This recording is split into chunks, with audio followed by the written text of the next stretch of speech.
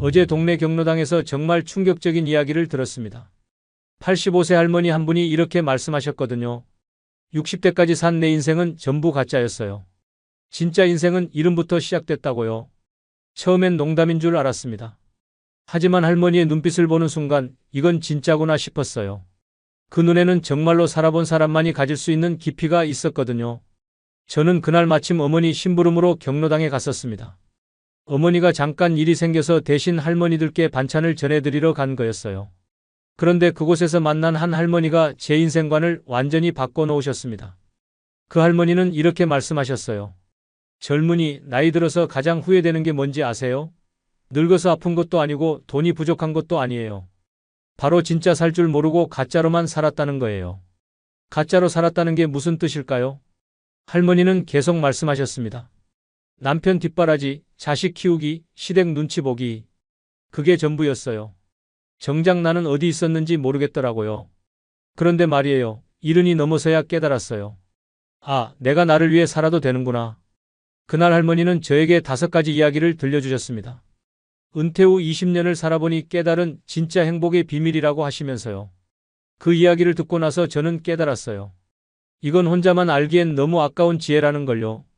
특히 지금 50대, 60대이신 분들께는 정말 필요한 이야기일 거예요. 왜냐하면 할머니 말씀으로는 지금부터 준비해야 진짜 행복한 노년을 맞을 수 있다고 하거든요. 그럼 지금부터 그 할머니의 목소리로 있는 그대로 전해드리겠습니다. 85년을 살아본 한 여성이 전하는 진짜 인생을 사는 5가지 방법을요. 젊은이, 내가 제일 후회되는 게 뭔지 아세요? 70살까지 남의 주치에 노릇만 하고 살았다는 거예요. 할머니는 찬장에서 오래된 약통을 꺼내 보이시면서 이야기를 시작하셨어요. 이 약들 봐요. 혈압약, 당뇨약, 관절약. 이게 다 70대에 몰아서 생긴 거예요. 왜인지 아세요? 그전까지는 내 몸이 보내는 신호를 다 무시하고 살았거든요. 정말 충격적인 고백이었어요. 할머니는 젊었을 때부터 70대 초반까지 한 번도 자신을 위해 시간을 쓴 적이 없다고 하셨거든요.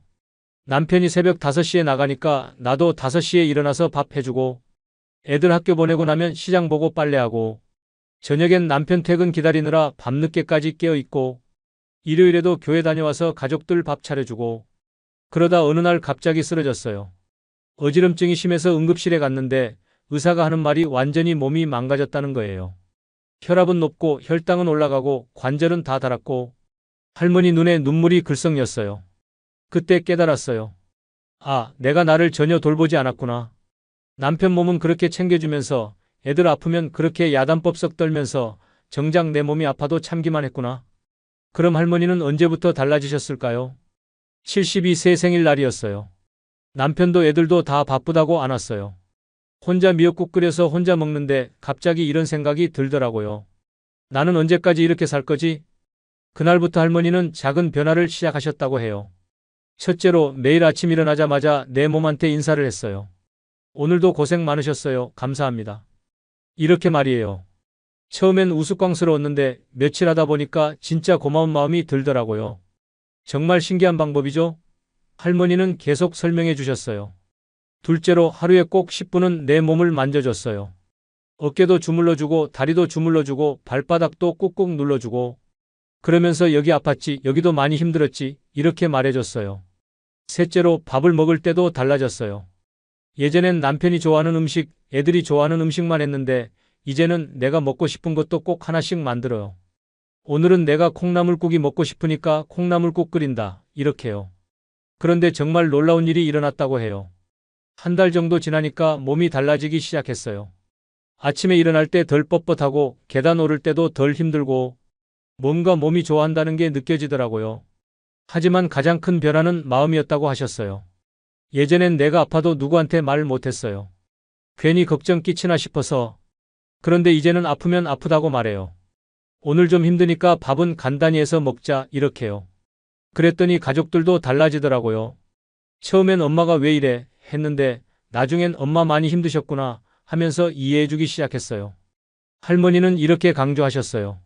젊은이, 내가 나를 사랑하지 않으면 아무도 나를 사랑해주지 않아요.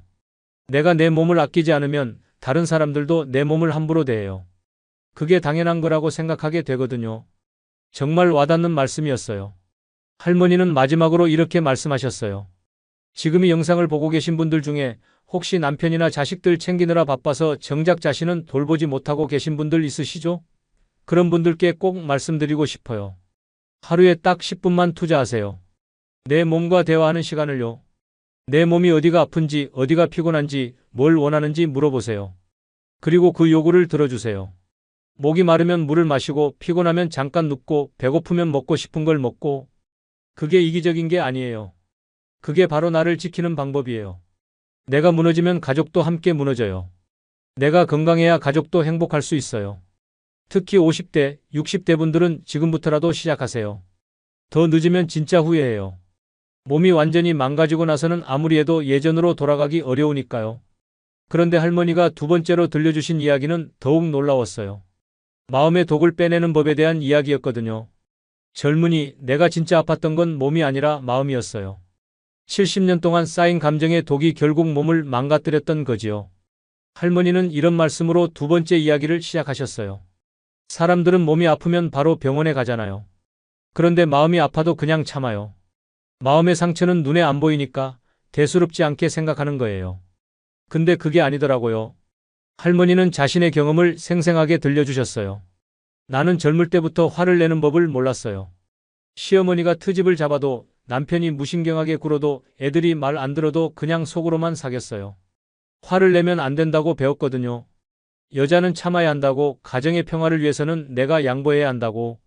그런데 그렇게 참고 참다 보니까 어느 순간부터 가슴이 답답해지기 시작했어요. 숨이 제대로 안 쉬어지고 가슴이 두근두근거리고 밤에 잠도 안 와요. 60대 후반쯤엔 더 심해졌어요. 아무 일 없는데도 눈물이 나고 우울하고 세상이 다 시들해 보이고, 그래서 병원에 갔더니 우울증이라고 하더라고요. 그때 의사 선생님이 해주신 말이 지금도 기억나요. 어르신, 이건 갑자기 생긴 게 아니에요. 오랫동안 마음에 쌓인 감정들이 병이 된 거예요. 할머니는 그때부터 마음을 치료하기 시작했다고 하셨어요. 처음엔 어떻게 해야 할지 몰랐어요. 그래서 거울 앞에 서서 연습을 했어요. 거울 속 내 모습을 보면서 지금 기분이 어떤지 말해보는 거예요. 나 지금 좀 슬퍼. 나 지금 화가 나. 나 지금 외로워. 이렇게 말하는 거예요. 처음엔 정말 어색했어요. 이런 걸 왜 하나 싶기도 하고. 근데 계속 하다 보니까 신기한 일이 일어났어요. 감정을 말로 표현하니까 마음이 조금씩 가벼워지더라고요. 예전엔 뭔가 답답하고 무거운 느낌만 있었는데 이제는 내가 지금 이런 기분이구나 하고 알 수 있게 됐어요. 그 다음엔 일기를 쓰기 시작했어요. 길게 쓰는 게 아니라 그냥 오늘 기분이 어땠는지만 간단히 적는 거예요. 오늘은 날씨가 좋아서 기분이 좋았다. 오늘은 딸이 전화를 안 해서 섭섭했다. 오늘은 드라마를 보다가 울었다. 이런 식으로요. 그런데 이것도 정말 도움이 됐어요. 내 감정을 글로 쓰고 나면 머릿속에서 맴도는 생각들이 정리되더라고요. 그리고 가장 중요한 건 눈물이었어요. 예전엔 울면 안 된다고 생각했어요. 특히 남 앞에서 우는 건 창피한 일이라고 여겼거든요. 근데 70 넘어서 깨달았어요. 눈물이야말로 마음을 정화해주는 최고의 약이라는 걸요. 할머니는 눈물의 힘에 대해 이렇게 설명해 주셨어요. 슬플 때는 실컷 울어요. 억지로 참지 않아요. 영화를 보다가 울컥하면 그냥 울고 옛 생각이 나서 눈물이 나면 그냥 흘려보내요. 그러고 나면 정말로 마음이 깨끗해져요. 마치 비가 온 뒤 공기가 맑아지는 것처럼. 또 하나 중요한 건 화를 내는 법을 배운 거예요. 건전하게 화내는 방법 말이에요. 예전엔 화가 나도 그냥 속으로만 사겼는데 이제는 표현해요. 물론 소리를 지르거나 화를 막 내는 건 아니고요. 나 지금 화가 난다, 이 말을 하는 거예요. 며느리가 무신경하게 굴면 며느리야, 엄마가 지금 좀 서운하다, 이렇게 말해요. 예전 같으면 그냥 속으로만 끙끙 앓았을 텐데. 그런데 이렇게 말하고 나면 며느리도 죄송해요, 엄마 하면서 태도를 바꿔요. 할머니는 이렇게 강조하셨어요. 감정이라는 건 물과 같아요. 흘러가야 하는 거예요. 가만히 두면 썩어버려요. 그래서 슬프면 울고 화나면 말하고 기쁘면 웃고 이렇게 자연스럽게 표현해야 해요. 특히 우리 나이 든 사람들은 더욱 그래요. 젊을 때는 몸이 튼튼하니까 감정을 좀 억눌러도 버틸 수 있어요. 하지만 나이가 들면 그런 여유가 없어요. 마음의 병이 바로 몸의 병으로 이어져요. 그래서 지금 이 영상을 보고 계신 분들께 꼭 말씀드리고 싶어요. 더 이상 참지 마세요. 마음이 아프면 아프다고 말하세요. 서운하면 서운하다고, 슬프면 슬프다고, 화나면 화난다고 표현하세요. 그게 나약한 게 아니에요. 그게 바로 자신을 지키는 방법이에요. 감정을 잘 표현하는 사람이 더 건강하고 더 오래 살아요.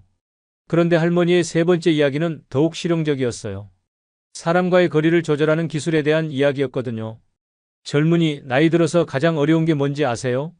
사람들과의 관계예요. 너무 가까우면 부담스럽고 너무 멀면 외로워요. 그 적당한 거리를 찾는 게 정말 어려워요. 할머니는 자신의 경험담을 들려주시기 시작했어요.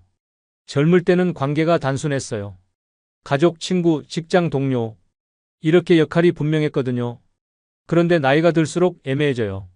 자식들은 다 커서 독립하고 직장도 은퇴하고 친구들은 하나둘 멀어지고 특히 남편이 먼저 세상을 떠나고 나니까 정말 외로웠어요. 하루 종일 말 한마디 안 하는 날도 있었어요. 그래서 사람들을 만나려고 노력했는데 그것도 쉽지 않더라고요. 어떤 때는 너무 적극적으로 나서서 사람들이 부담스러워하고 어떤 때는 너무 조심스러워서 아예 연락을 안 하게 되고 그러다 보니 점점 혼자가 되더라고요. 그런데 어느 날 깨달았어요. 아, 관계에도 기술이 필요하구나. 할머니가 터득한 관계 기술들을 하나씩 설명해 주셨어요. 첫째, 먼저 손 내밀기를 두려워하지 않아요. 예전엔 내가 먼저 연락하면 폐가 될까봐 걱정했는데 이제는 그냥 해요. 안부 한마디라도 먼저 건네는 거예요. 딸한테도 그래요. 딸이 바쁘다는 걸 알지만 그래도 일주일에 한 번은 꼭 안부 전화를 해요. 길게 통화하려는 게 아니라 그냥 잘 지내는지만 확인하는 거예요. 둘째, 적당한 선을 그어요. 가족이라고 해서 모든 걸 다 참지 않아요. 며느리가 무례하게 굴면 조용히 지적해요. 손자가 버릇없이 굴면 할머니도 기분 나쁘다고 말해요. 예전엔 가족 화목을 위해서 무조건 참았는데 그게 오히려 가족 관계를 나쁘게 만들더라고요. 내가 속으로 쌓인 감정들이 어느 순간 폭발하거든요. 셋째, 관계에 너무 많은 기대를 안 해요. 자식들이 매일 안부 전화하기를 바라지 않아요. 친구들이 항상 나를 우선시하기를 바라지도 않아요. 각자 각자의 삶이 있으니까 대신 작은 것에도 감사해요. 딸이 일주일 만에 전화해도 고마워하고 친구가 가끔 안부 문자만 보내도 기뻐해요. 넷째, 새로운 관계를 만들려고 노력해요. 나이 들어서 새 친구를 사귀기는 어렵지만 그래도 시도는 해봐야죠. 경로당에서 만난 분들과 이야기도 나누고 교회에서 만난 분들과도 가까워지려고 해요.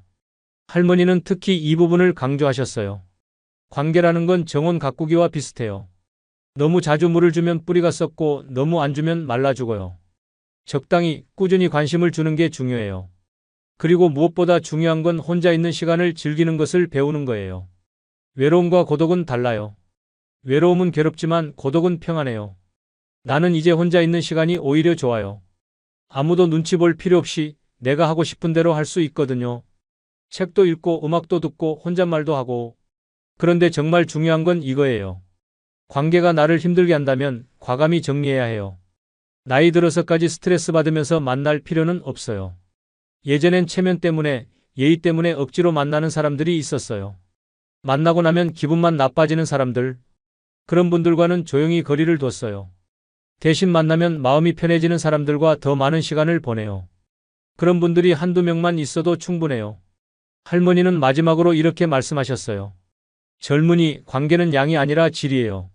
많은 사람들을 억지로 만나려고 하지 말고 진짜 마음이 통하는 사람 몇 명과 깊은 관계를 유지하세요. 그게 훨씬 건강하고 행복한 방법이에요. 그런데 할머니의 네 번째 이야기는 정말 의외였어요. 취미에 대한 이야기였거든요. 젊은이, 내가 70 넘어서 가장 후회한 게 뭔지 아세요? 평생 취미 하나 제대로 안 가져본 거예요. 늘 남을 위해서만 살았지 내가 뭘 좋아하는지도 몰랐어요. 할머니는 씁쓸한 표정으로 이야기를 시작하셨어요. 젊을 때는 항상 바빴어요.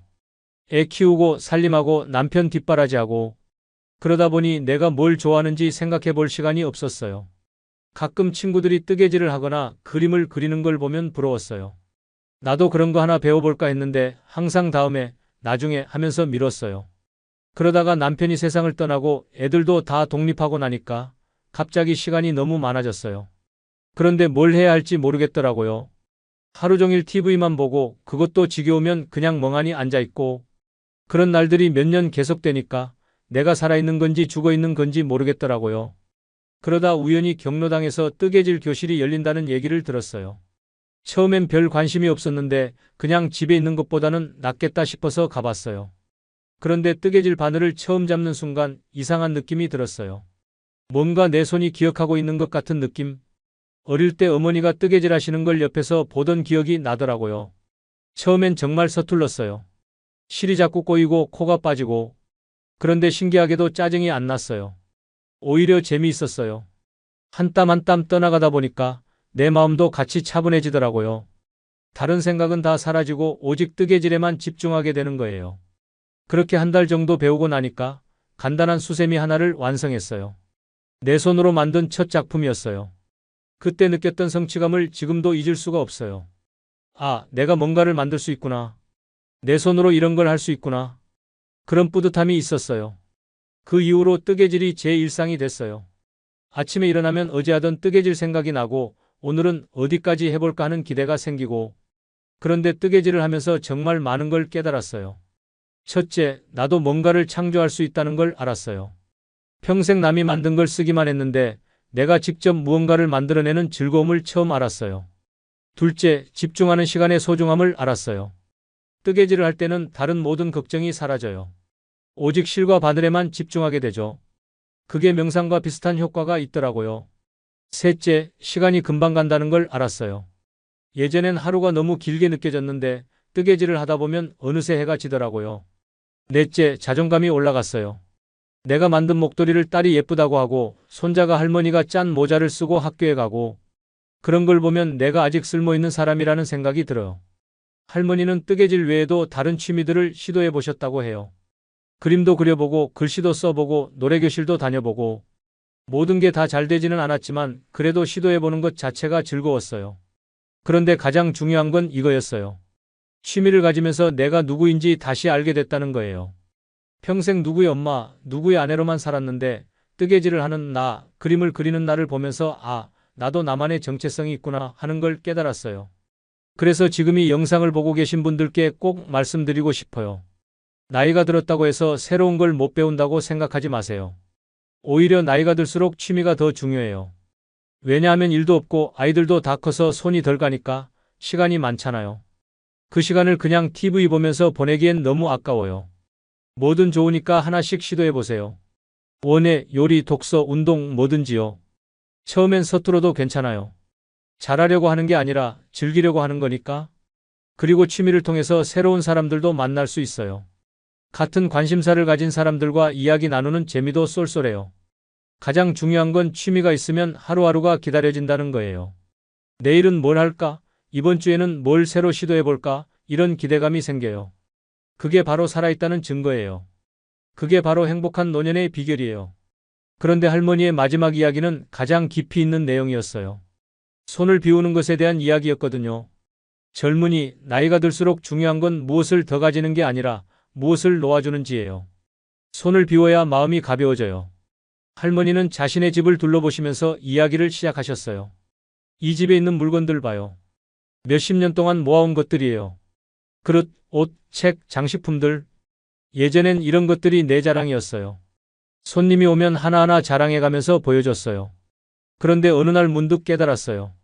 이 많은 물건들이 나를 행복하게 해주는 게 아니라 오히려 무겁게 만들고 있다는 걸요. 청소하기도 힘들고 관리하기도 힘들고 이사 갈 때도 짐이 되고 무엇보다 이런 물건들 때문에 마음이 복잡해지더라고요. 그래서 75세부터 정리를 시작했어요. 처음엔 정말 어려웠어요. 이 그릇은 결혼할 때 시어머니가 주신 거고 이 옷은 딸이 사준 거고 이 책은 남편이 읽던 거고 하나하나 다 추억이 있으니까 버리기가 힘들더라고요. 그런데 생각을 바꿨어요. 추억은 물건에 있는 게 아니라 마음에 있는 거라고요. 그릇을 버린다고 해서 시어머니와의 추억이 사라지는 건 아니잖아요. 그렇게 조금씩 정리하기 시작했어요. 하루에 하나씩, 일주일에 하나씩, 정말 필요한 것만 남기고 나머지는 필요한 사람들에게 나눠주거나 기부했어요. 그런데 신기한 일이 일어났어요. 물건이 줄어들수록 마음이 가벼워지더라고요. 집안도 깔끔해지고 청소도 쉬워지고 무엇보다 마음이 편안해졌어요. 하지만 물건 정리보다 더 중요한 건 마음 정리였어요. 평생 쌓아온 감정들, 원망, 후회, 미련들 이런 것들도 하나씩 놓아주기 시작했어요. 시어머니에 대한 원망, 남편에 대한 서운함, 자식들에 대한 섭섭함 이런 감정들을 마음속에 꽁꽁 쌓아두고 살았는데 그게 얼마나 무거운 짐이었는지 몰랐어요. 용서한다는 게 쉽지는 않았어요. 하지만 용서는 상대방을 위한 게 아니라 나를 위한 거라는 걸 깨달았어요. 내가 마음의 짐을 덜어내기 위한 거라고요. 그래서 하나씩 놓아주기 시작했어요. 이미 세상을 떠난 시어머니에게도 마음속으로 용서한다고 말했어요. 남편에게도 자식들에게도요. 그런데 가장 어려웠던 건 나 자신을 용서하는 거였어요. 평생 후회하며 살았던 일들, 다르게 했으면 좋았을 뻔한 선택들, 그런 것들에 대한 자책감을 놓아주는 게 정말 어려웠어요. 하지만 그것도 결국은 해냈어요. 나도 사람이니까 실수할 수 있고 그때는 그게 최선이었다고 인정하기로 했어요. 그렇게 마음을 비우고 나니까 정말로 자유로워졌어요. 더 이상 과거에 발목 잡히지 않고 지금 이 순간을 온전히 즐길 수 있게 됐어요. 그리고 죽음에 대한 준비도 시작했어요. 무서운 얘기가 아니에요. 오히려 마음이 편안해지는 일이었어요. 유언장도 썼고 내가 죽으면 어떻게 해달라는 것도 정리해뒀어요. 장례식은 간소하게 하고 재산은 이렇게 나눠주고 이런 것들을요. 그런 걸 정리해두니까 마음이 한결 가벼워졌어요. 언제 죽어도 후회 없다는 생각이 들더라고요. 할머니는 마지막으로 이렇게 말씀하셨어요. 젊은이, 인생은 더하기가 아니라 빼기예요. 특히 나이가 들수록 그래요. 무엇을 더 얻으려고 하지 말고 무엇을 놓을지 생각해 보세요. 불필요한 물건들, 무거운 감정들, 의미 없는 관계들, 이런 것들을 하나씩 정리해 나가면 정말 중요한 것들이 보여요. 그리고 그때야 비로소 진짜 자유로운 삶을 살 수 있어요. 남의 눈치 보지 않고 과거에 얽매이지 않고 오직 지금 이 순간을 충실하게 사는 삶을요. 할머니의 이야기가 모두 끝났을 때 저는 정말 많은 생각이 들었어요. 85년을 살아온 한 분의 지혜가 얼마나 깊고 소중한지 새삼 깨달았거든요. 할머니는 마지막으로 이렇게 말씀하셨어요. 젊은이, 내가 이런 이야기를 하는 이유는 같은 실수를 반복하지 말라는 거예요. 나는 너무 늦게 깨달았지만 여러분은 지금부터라도 시작하세요. 첫째, 내 몸과 마음을 먼저 챙기세요. 남을 위해 나를 희생하는 것이 미덕이라고 생각하지 마세요. 내가 건강해야 남도 도울 수 있어요. 둘째, 감정을 억누르지 마세요. 슬프면 울고 화나면 표현하고 기쁘면 웃으세요. 감정은 흘려보내는 거예요. 셋째, 사람들과의 관계에서 적당한 거리를 유지하세요. 너무 가까워도 너무 멀어도 안 돼요. 나를 편하게 해주는 사람들과 깊은 관계를 만드세요. 넷째, 나만의 취미를 가지세요. 나이는 숫자일 뿐이에요. 언제든 새로운 걸 배울 수 있고 새로운 즐거움을 찾을 수 있어요. 다섯째, 때로는 놓을 줄도 알아야 해요. 물건도 감정도 관계도 손을 비워야 새로운 것을 받을 수 있어요. 이 5가지만 기억하시면 여러분의 노년은 분명히 행복할 거예요. 나처럼 늦게 깨닫지 말고 지금부터 시작하세요. 저는 할머니의 이야기를 들으면서 정말 많은 것을 배웠습니다.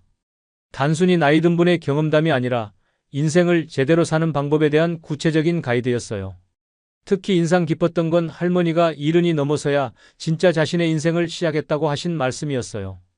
그전까지는 남을 위해서만 살았고 자신이 누구인지도 몰랐다고 하시니까요. 지금 이 영상을 보고 계신 분들 중에도 비슷한 고민을 하고 계신 분들이 많을 거예요. 특히 50대, 60대 분들은 은퇴를 앞두고 있거나 이미 은퇴하신 분들일 텐데 앞으로 어떻게 살아야 할지 막막하실 거예요. 하지만 할머니의 이야기를 들어보니 나이가 들어서도 얼마든지 새로운 시작이 가능하다는 걸 알 수 있었어요. 오히려 나이가 들수록 진짜 자신을 위한 시간이 많아지니까 더 자유롭게 살 수 있는 거죠. 그리고 할머니가 강조하신 것처럼 나이 든다는 건 쇠퇴가 아니라 성숙이에요. 젊을 때는 몰랐던 삶의 지혜를 깨닫게 되고 정말 중요한 것과 그렇지 않은 것을 구분할 수 있게 되거든요. 할머니는 헤어지기 전에 마지막으로 이런 말씀을 해주셨어요. 젊은이, 오늘 이야기를 많은 분들께 전해주세요. 나처럼 늦게 깨닫는 분들이 없었으면 좋겠어요. 그리고 꼭 기억하세요. 진짜 인생은 언제든 시작할 수 있다는 걸요. 저는 할머니의 이 말씀이 정말 많은 분들께 위로와 희망이 될 거라고 생각합니다. 나이가 들어서 뭔가 늦었다고 생각하시는 분들, 앞으로 어떻게 살아야 할지 고민인 분들께 정말 필요한 이야기인 것 같아요. 다음 영상에서는 할머니께서 들려주신 또 다른 이야기를 전해드릴 예정입니다. 90대가 되어서야 깨달은 인생의 진짜 의미에 대한 이야기인데요. 정말 깊이 있고 감동적인 내용이니까 꼭 기대해 주세요. 그리고 오늘 이야기가 도움이 되셨다면 주변에 필요한 분들께 꼭 공유해 주세요. 특히 나이 드신 부모님이나 어르신들께 보여드리시면 좋을 것 같아요. 마지막으로 여러분도 오늘부터 할머니가 알려주신 5가지 방법을 하나씩 실천해 보시기 바랍니다. 내 몸과 마음 챙기기, 감정 표현하기, 적절한 관계 맺기, 취미 갖기, 놓아주기. 이 5가지만 실천해도 여러분의 삶이 분명히 달라질 거예요. 그럼 다음 영상에서 또 만나 뵙겠습니다. 오늘도 건강하고 행복한 하루 보내세요.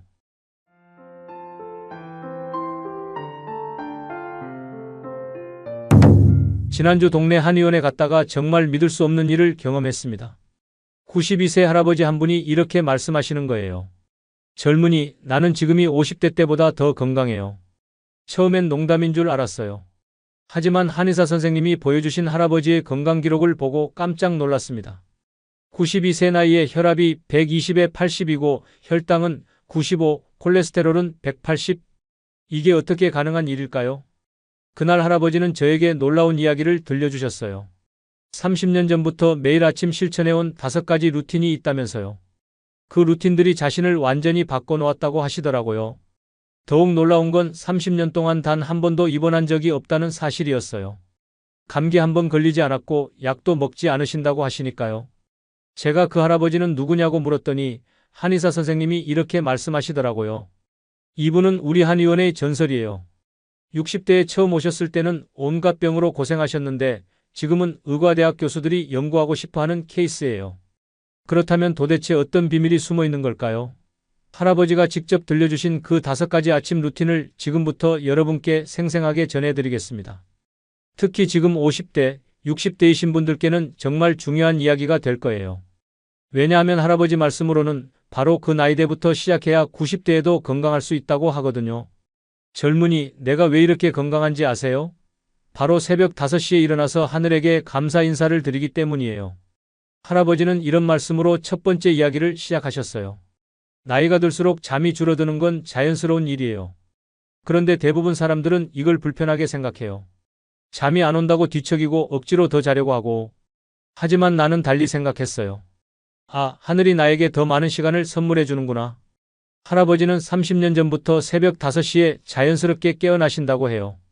알람 시계도 필요 없다고 하시더라고요. 몸이 원하는 대로 따라가다 보니까 어느 순간부터 생체 시계가 완벽하게 맞춰졌어요. 새벽 5시가 되면 저절로 눈이 떠져요. 그러면 가장 먼저 하는 일이 창문을 살짝 열어서 신선한 공기를 들이마시는 거예요. 새벽 공기는 정말 특별해요. 하루 중 가장 깨끗하고 차가워서 머리가 바로 맑아져요. 그 공기를 깊게 들이마시면서 오늘도 건강하게 깨어날 수 있음에 감사하다고 마음속으로 인사를 드려요. 그 다음에 할아버지가 하시는 일이 정말 특별했어요. 작은 나무 상자를 꺼내시는 거예요. 이 상자 봐요. 여기 안에는 30년 동안 제가 쓴 감사 메모들이 들어있어요. 하루에 하나씩 그날 가장 감사했던 일을 작은 종이에 적어서 넣는 거예요. 상자를 열어보니 정말 놀라웠어요. 손바닥만한 작은 종이들이 가득 들어있었거든요.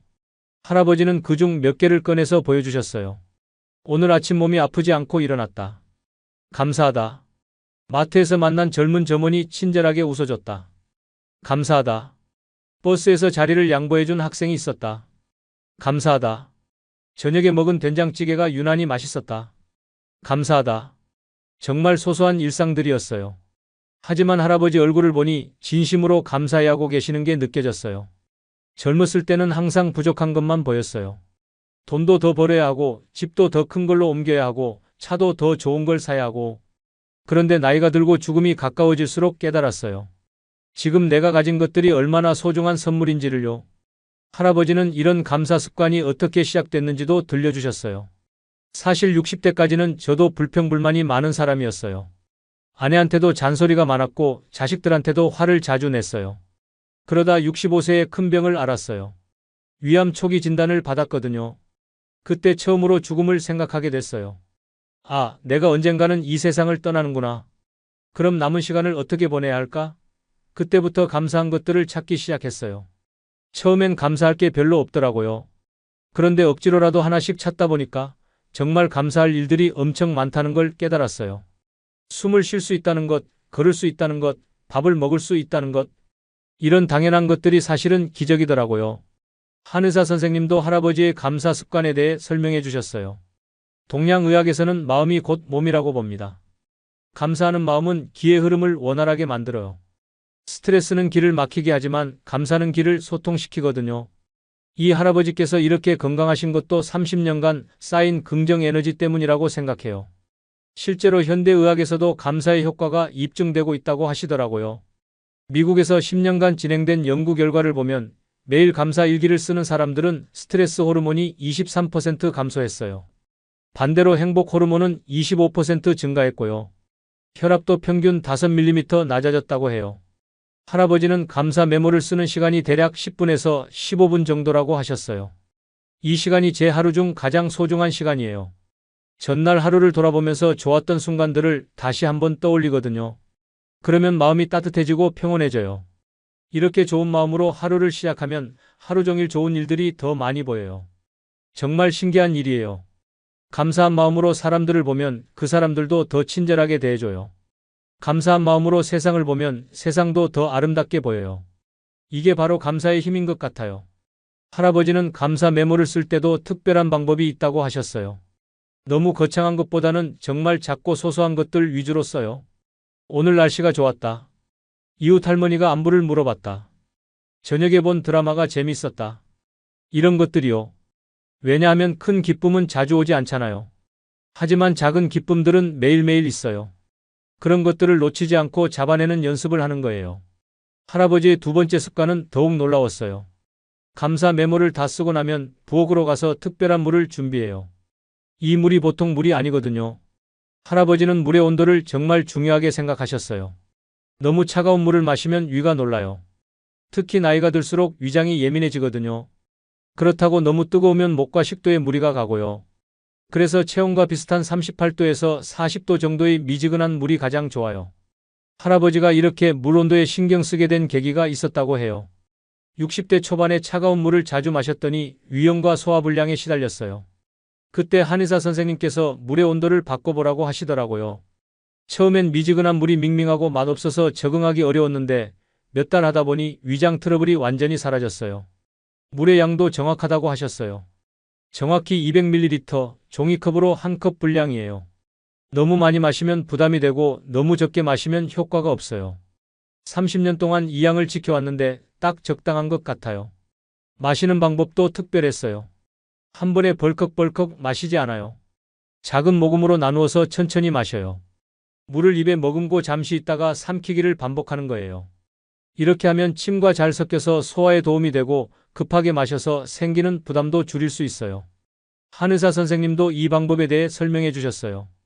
동양의학에서는 아침에 마시는 따뜻한 물을 매우 중요하게 봅니다. 밤 동안 손실된 수분을 보충해서 혈액순환을 개선하고 신진대사를 활발하게 만들어 주거든요. 특히 장 운동을 촉진해서 변비 예방에도 효과적이고 노폐물 배출을 도와서 해독 작용도 해요. 물을 마신 후에 할아버지가 하시는 일이 정말 인상적이었어요. 5분간의 목과 어깨 스트레칭이었거든요. 나이가 들수록 목과 어깨가 굳어져요. 이걸 그냥 방치하면 두통, 어지럼증, 심지어 혈압 상승까지 유발할 수 있어요. 그래서 매일 아침 이렇게 풀어주는 거예요. 할아버지의 스트레칭 방법을 하나씩 보여주셨어요. 첫 번째는 목 돌리기예요. 목을 천천히 시계 방향으로 5번, 반시계 방향으로 5번 돌려요. 각 동작마다 10초씩 여유있게 진행해요. 두 번째는 목 기울이기예요. 목을 오른쪽으로 천천히 기울여서 10초 유지하고 왼쪽으로도 10초 앞으로 숙여서 턱이 가슴에 닿도록 10초 뒤로 젖혀서 하늘을 보며 10초 유지해요. 세 번째는 어깨 돌리기예요. 어깨를 앞으로 크게 10번 돌리고 뒤로도 10번 돌려요.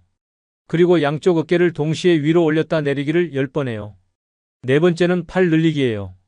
양팔을 위로 뻗어서 하늘을 향해 기지개 켜기를 20초, 오른팔을 몸 앞으로 뻗어서 왼손으로 당기며 늘리기 15초, 왼팔도 마찬가지로 15초씩 해요. 마지막은 몸통 비틀기예요. 허리에 손을 올리고 상체를 좌우로 천천히 비트는 거예요. 각 방향으로 5번씩 끝점에서 3초간 유지해요. 이 간단한 동작들을 30년 넘게 해왔어요. 처음에는 목과 어깨가 뻣뻣해서 움직이기도 힘들었는데 꾸준히 하다 보니 지금은 움직임이 아주 부드러워졌어요. 실제로 할아버지를 진료하는 정형외과 의사도 놀라워했다고 해요. 92세 환자의 목과 어깨 가동 범위가 60대 수준이라는 거예요. 꾸준한 스트레칭에 놀라운 효과를 보여주는 사례라고 하더라고요. 한의사 선생님도 덧붙여 설명해 주셨어요. 목과 어깨 스트레칭은 단순히 근육을 푸는 것 이상의 효과가 있어요. 목 부위에는 중요한 혈자리들이 많거든요. 이 부위의 기혈순환이 좋아지면 뇌로 가는 혈류도 개선되어서 인지 기능 저하를 예방하는 효과도 있어요. 할아버지의 세 번째 습관이 가장 인상 깊었어요. 스트레칭을 마치고 나면 거실 창문을 활짝 열어요. 계절에 상관없이 반드시 신선한 공기가 들어올 수 있도록 해요. 겨울에는 조금만 열고 여름에는 크게 열지만 꼭 열어요. 밤새 같은 공기를 마시고 있으면 산소가 부족해져요. 특히 나이가 들수록 폐 기능이 약해지기 때문에 신선한 공기가 더욱 중요해요. 창문을 연 후에 할아버지는 편안한 의자에 앉으셨어요. 등을 곧게 펴고 두 손을 무릎 위에 자연스럽게 올려놓아요. 눈을 감고 자연스러운 호흡에 집중하기 시작해요. 이게 제 15분 명상 시간이에요. 할아버지의 명상법은 누구나 쉽게 따라할 수 있을 정도로 단순했어요. 첫 번째 5분은 호흡에만 집중해요. 코로 천천히 숨을 들이마시고 2초간 자연스럽게 멈추고 입으로 6초간 천천히 내쉬어요. 이 과정을 반복하면서 오직 호흡에만 집중하는 거예요. 처음에는 잡념이 많이 들어와요. 오늘 뭘 해야 할지, 어제 무슨 일이 있었는지.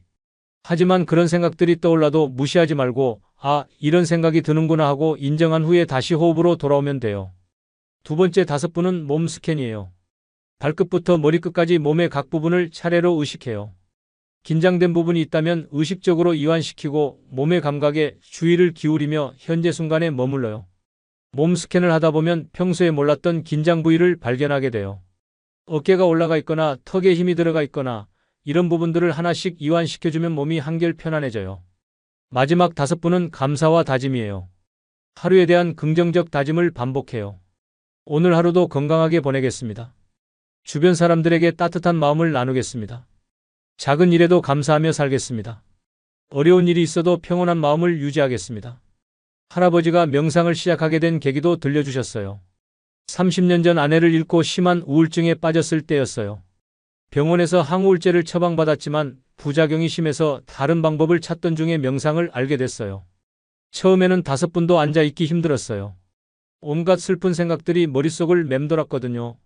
하지만 조금씩 시간을 늘려가면서 6개월 정도 지나니까 마음이 한결 평온해지더라고요. 1년 후에는 항우울제 없이도 일상생활이 가능해졌어요. 한의사 선생님도 명상의 효과에 대해 설명해 주셨어요. 서양 의학에서도 명상의 효과가 이미 수많은 연구를 통해 입증되었어요. 8주간의 명상 프로그램 후 뇌 MRI 촬영 결과 기억과 학습을 담당하는 해마의 회백질 밀도가 증가했고 스트레스와 관련된 편도체의 크기는 감소했어요. 임상적으로도 혈압이 평균 5mm 감소했고 스트레스 호르몬이 23% 감소했으며 면역력도 증가해서 감염에 대한 저항력이 높아졌다고 해요. 실제로 할아버지는 명상을 시작한 지 몇 년 후부터 혈압약을 끊을 수 있었다고 하셨어요. 의사 선생님도 놀라시더라고요. 고혈압 환자가 약 없이 정상 혈압을 유지한다는 것이 쉽지 않은 일이라고 하시면서요. 지금 제 혈압은 120에 80으로 30대 수준의 이상적인 수치를 보이고 있어요. 할아버지의 네 번째 습관은 정말 특별했어요. 아침 식사 이야기였거든요. 명상을 마치고 나면 아침 식사 준비를 해요. 하지만 제 아침 식사는 일반적인 한식 아침과는 완전히 달라요. 30년 넘게 제가 개발한 특별한 영양식단이 있거든요. 할아버지가 이런 식사법을 시작하게 된 계기가 있었다고 해요. 64세 때 종합건강검진에서 당뇨병 초기 진단을 받았어요. 고혈압과 고지혈증 위험군 판정까지 받았죠. 의사 선생님이 그러시더라고요. 지금처럼 먹으면 5년 안에 당뇨 합병증으로 고생하게 될 거라고. 약을 먹는 것도 중요하지만 식습관을 완전히 바꿔야 한다고 하시더라고요. 그때부터 할아버지는 영양사와 상담을 받아서 자신만의 아침 식단을 개발하셨다고 해요. 기본 구성은 이래요. 첫째, 제철 과일 2종류 150g. 봄에는 딸기와 사과, 여름에는 수박과 복숭아, 가을에는 배와 감, 겨울에는 귤과 사과예요. 둘째, 견과류 믹스 3개, 호두 3개, 아몬드 5개, 잣 작은 숟갈로 하나예요. 셋째, 단백질로 플레인 요거트나 무가당 두유예요. 넷째, 차로는 녹차나 보리차를 마셔요. 할아버지가 제철 과일을 고집하시는 이유가 여러 가지 있었어요. 첫째, 제철 과일이 영양가가 가장 높아요. 둘째, 가격이 저렴해서 경제적 부담이 적어요. 셋째, 계절에 따라 변화하는 즐거움이 있어요. 자연은 참 지혜로워요. 봄에는 비타민C가 풍부한 딸기로 겨울 동안 부족했던 영양을 보충해주고 여름에는 수분이 많은 수박으로 갈증을 해소해주고 가을에는 섬유질이 풍부한 배로 소화를 도와주고 겨울에는 감기 예방에 좋은 귤을 줘요. 제철 과일을 먹는 것은 자연의 리듬에 몸을 맞추는 거예요. 견과류는 할아버지 식단의 핵심이었어요. 견과류는 칼로리가 높기 때문에 너무 많이 먹으면 체중 증가의 원인이 될 수 있어요. 호두는 오메가3 지방산이 풍부해서 뇌 건강에 좋고, 아몬드는 비타민 E가 많아서 노화 방지에 효과적이에요. 잣은 단백질과 불포화 지방산이 풍부해서 혈관 건강에 도움이 돼요. 견과류는 매일 아침 정확히 계량해서 먹어요. 호두 3개, 아몬드 5개, 잣 작은 숟갈. 30년 동안 이 양을 지켜왔는데 체중이 거의 변하지 않았어요.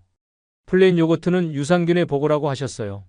장내 유익균을 증가시켜서 소화 기능을 개선하고 면역력을 높여요. 설탕이나 인공 감미료가 들어간 요거트는 절대 먹지 않아요. 단맛이 나는 요거트는 혈당을 급격히 올려요. 당뇨가 있는 저에게는 위험하죠. 플레인 요거트에 과일을 넣으면 자연스러운 단맛도 나고 영양도 더 좋아져요. 할아버지의 아침 식사 준비 과정도 하나의 의식 같았어요. 먼저 과일을 깨끗이 씻어서 적당한 크기로 썰어요. 너무 크지 않게 한 입에 들어갈 수 있는 크기로 정성스럽게 썰어서 예쁜 그릇에 담아요. 음식을 먹는 것도 중요하지만 어떻게 준비하고 어떻게 먹느냐도 똑같이 중요해요. 예쁘게 담아 놓으면 먹기도 즐겁고 소화도 잘 돼요. 견과류는 작은 접시에 따로 담아둬요. 이렇게 따로 담아두는 이유는 정확한 양을 지키기 위해서예요. 그릇에 미리 담아두면 무의식 중에 더 먹게 되는 것을 방지할 수 있어요. 식사할 때도 특별한 순서가 있었어요. 먼저 견과류를 하나씩 천천히 씹어 먹어요. 각각 최소 20번 이상 씹어서 완전히 부순 후에 삼켜요. 그 다음 과일을 한 조각씩 천천히 음미하며 먹어요. 견과류는 잘 씹어야 소화가 잘 돼요. 대충 씹고 삼키면 위에 부담이 가죠. 과일도 마찬가지예요. 천천히 씹으면 단맛도 더 잘 느껴지고 포만감도 더 오래 지속돼요. 마지막에 요거트나 두유를 마시면서 마무리해요. 이때도 한 모금씩 천천히 마셔요. 급하게 마시지 않고 입안에서 충분히 섞인 후에 삼켜요. 식사하는 시간은 대략 20분에서 25분 정도 걸려요. 많은 사람들이 10분 만에 아침을 해결하는 것에 비하면 상당히 긴 시간이에요. 하지만 이 시간이 하루 중 가장 소중한 시간이라고 생각해요. 음식을 천천히 먹으면 뇌에서 포만감을 느끼는 신호가 제때 와요. 그래서 적은 양으로도 충분히 배부르게 느껴져요. 급하게 먹으면 많이 먹어도 배부른 줄 모르고 계속 먹게 되죠. 한의사 선생님도 할아버지의 식사법에 대해 설명해 주셨어요. 이런 식사법은 당뇨병 환자에게 정말 이상적이에요. 과일의 자연당이 견과류의 지방, 요거트의 단백질과 함께 섭취되면 혈당 상승 속도가 완만해져요. 영양학적으로 분석해보면 탄수화물 30에서 40g, 단백질 10에서 15g, 지방 15에서 20g, 섬유질 8에서 12g, 총 칼로리 약 300칼로리로 하루 칼로리의 20% 정도예요. 실제로 할아버지의 당화혈색소 수치는 현재 5.4%로 당뇨병 진단 기준인 6.5%보다 훨씬 낮아요. 30년 전 처음 진단받았을 때 7.8%였던 것을 생각하면 놀라운 개선이에요. 의사 선생님이 그러시더라고요. 30년 동안 당뇨약을 먹지 않고도 이런 수치를 유지하는 환자는 처음 본다고 하시면서요. 할아버지의 마지막 5번째 습관이 가장 인상 깊었어요. 아침 식사를 마치고 나면 30분간의 산책을 나가요. 이 산책은 단순한 운동이 아니라 하루의 활력을 얻고 이웃들과 소통하며 자연과 교감하는 종합적인 활동이에요. 할아버지가 사시는 동네는 산과 공원이 인접해 있어서 산책하기에 매우 좋은 환경이었어요. 매일 아침 8시 정각에 운동화를 신고 집을 나서요. 30년 동안 단 하루도 빠뜨린 적이 없어요. 비가 와도 눈이 와도 몸이 조금 아파도 산책은 꼭 나가요. 날씨가 너무 나쁠 때는 아파트 복도나 지하 주차장에서라도 걸어요. 한번 빠뜨리면 계속 빠뜨리게 되더라고요. 할아버지의 산책 코스는 정확히 계산되어 있었어요. 집에서 출발해서 근처 공원을 한 바퀴 돌고 다시 집으로 돌아오는 총 2.1km 구간이에요. 평속도로 걸으면 정확히 30분이 소요돼요. 산책을 시작할 때 가장 먼저 하는 일은 깊게 숨을 들이마시는 거예요. 실내에서 보낸 밤의 답답함을 털어내고 신선한 공기로 폐를 가득 채워요. 집안 공기와 바깥 공기는 완전히 달라요. 특히 이른 아침 공기는 하루 중 가장 깨끗해요. 이 공기를 마시면 몸 안의 나쁜 기운이 모두 빠져나가는 느낌이에요. 할아버지의 걸음걸이도 특별했어요.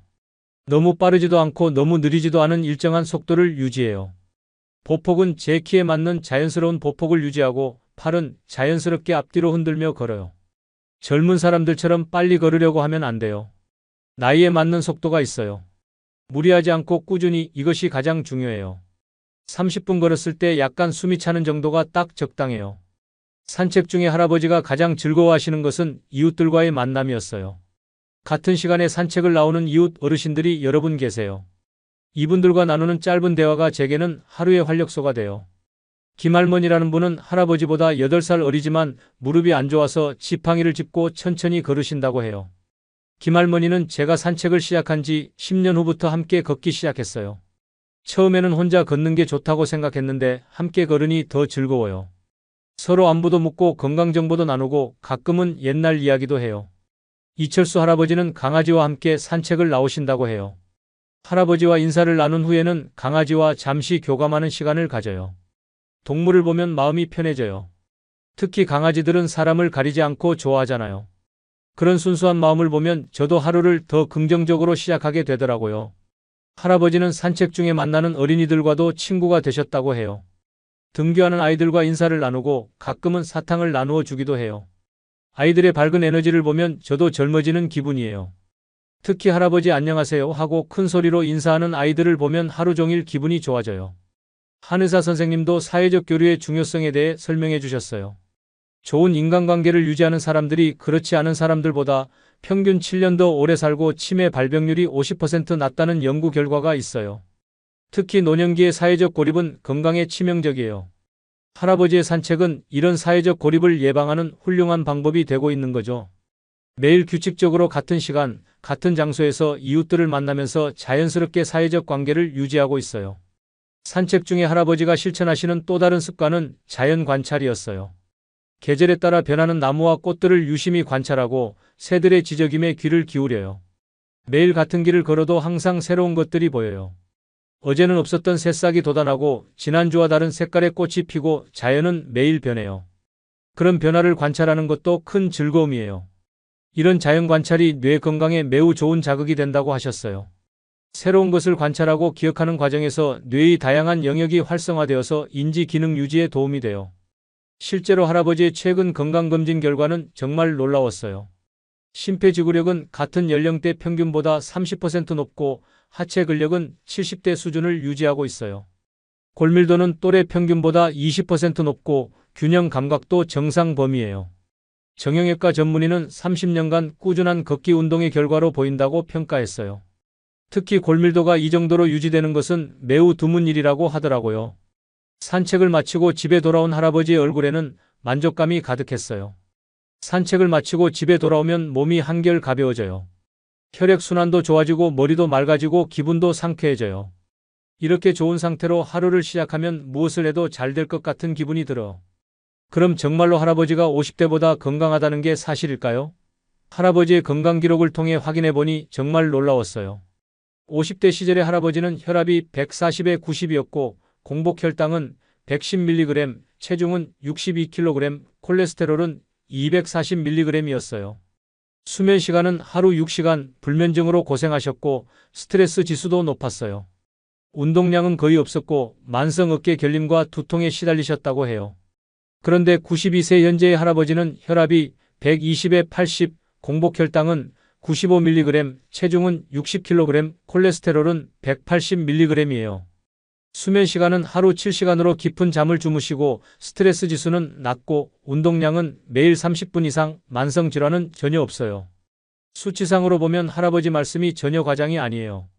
오히려 대부분의 건강 지표가 50대 때보다 훨씬 좋아졌어요.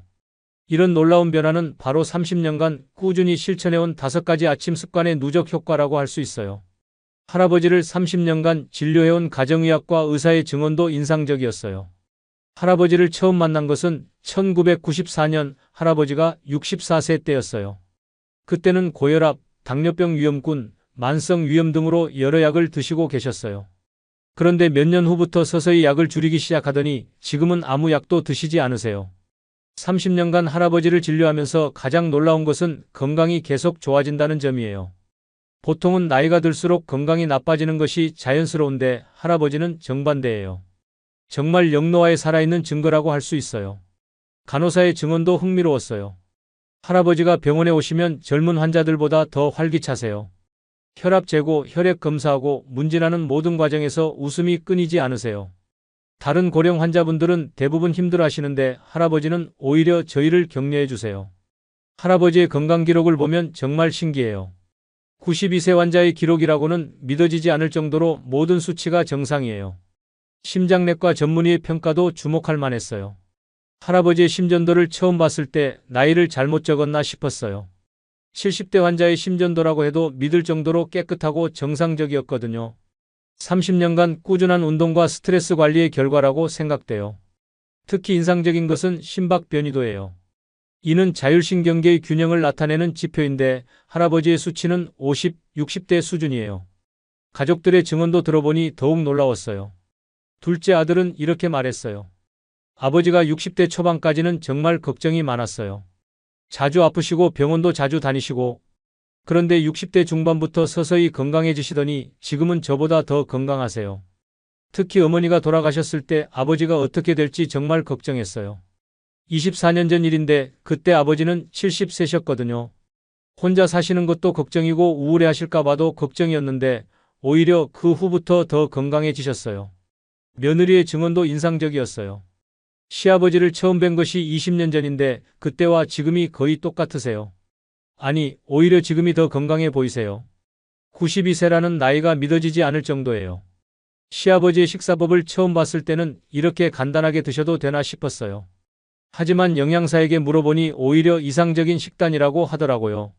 가장 인상적인 것은 시아버지의 마음가짐이에요. 항상 긍정적이시고 불평하는 것을 한 번도 들어본 적이 없어요. 감사 일기를 쓰시는 모습을 보면서 저도 감사하는 마음을 배우게 되었어요.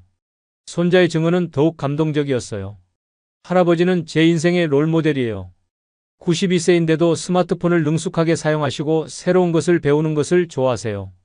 할아버지께서 매일 아침 산책을 하신다는 걸 알고 저도 출근 전에 15분씩 걷기 시작했어요. 처음에는 귀찮았는데 지금은 하루를 상쾌하게 시작하는데 꼭 필요한 시간이 되었어요. 할아버지와 영상통화를 할 때마다 느끼는 건데 정말 밝고 활기차세요. 제 주변 20대 친구들보다 더 에너지가 넘치세요. 나이는 숫자에 불과하다는 말을 할아버지를 보면서 실감해요. 할아버지의 이야기를 모두 들고 나니 저는 정말 많은 것을 깨달았습니다. 건강한 노년은 운이 아니라 선택이라는 것을요. 할아버지가 마지막으로 해주신 말씀이 가슴에 깊이 남았어요. 젊은이, 건강한 노년을 원한다면 지금부터 시작하세요. 저는 60대 중반에 시작했지만 여러분은 더 일찍 시작할 수 있잖아요. 첫째, 매일 아침 감사한 일 하나씩 찾아보세요. 아무리 작은 것이라도 괜찮아요. 둘째, 미지근한 물 한 잔과 간단한 스트레칭으로 몸을 깨워주세요. 셋째, 하루 15분이라도 마음을 비우는 시간을 가져보세요. 넷째, 자연이 주는 제철 음식을 감사하며 천천히 드세요. 다섯째, 매일 조금씩이라도 걸으세요. 그리고 이웃들과 따뜻한 인사를 나누세요. 이 5가지만 꾸준히 하시면 여러분도 나이가 들수록 더 건강해질 수 있어요. 나이는 정말 숫자에 불과해요. 중요한 건 어떻게 사느냐예요. 저는 할아버지의 이야기를 듣고 그날부터 바로 실천하기 시작했습니다. 아직 몇 주밖에 안 됐지만 벌써 몸과 마음이 달라지는 게 느껴져요. 여러분도 오늘부터 시작해 보시는 건 어떨까요? 내일 아침 평소보다 10분 일찍 일어나서 감사한 일 하나를 떠올려 보세요. 그리고 미지근한 물 한 잔을 천천히 마셔보세요. 작은 시작이 큰 변화를 만듭니다. 할아버지가 보여주신 것처럼 우리도 나이가 들수록 더 건강하고 행복해질 수 있어요. 다음 영상에서는 100세까지 건강하게 사는 비법에 대한 더 깊이 있는 이야기를 준비했습니다. 할아버지께서 알려주신 또 다른 비밀들이 있거든요. 오늘 이야기가 도움이 되셨다면 구독과 좋아요 부탁드려요. 그리고 주변에 필요한 분들께 꼭 공유해주세요. 특히 부모님께 보여드리시면 정말 좋을 것 같아요. 건강하고 행복한 하루 보내세요. 감사합니다. 안녕하세요. 가정의학과 전문의 이건강입니다. 제가 50년간 진료하면서 10,000명이 넘는 환자분들을 만나면서 발견한 충격적인 사실이 하나 있습니다. 100세까지 건강하게 사신 분들에게는 놀라운 공통점이 있었다는 겁니다.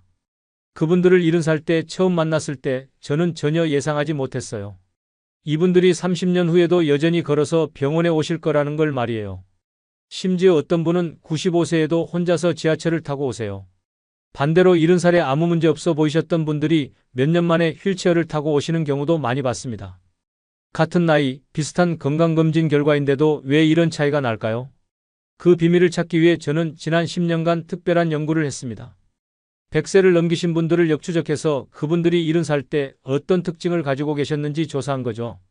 그 결과 정말 놀라운 사실을 발견했습니다. 100세까지 건강하게 사신 분들은 70살 때 단 5가지 일을 할 수 있었다는 겁니다. 이 5가지만 확인하면 여러분이 100세까지 건강하게 사실 확률을 예측할 수 있어요. 심지어 부족한 부분이 있어도 지금부터 개선하면 충분히 따라잡을 수 있습니다. 오늘 이 영상을 끝까지 보시면 여러분의 현재 건강 나이를 정확히 알 수 있고 앞으로 30년을 어떻게 살아야 할지 명확한 방향을 얻으실 거예요.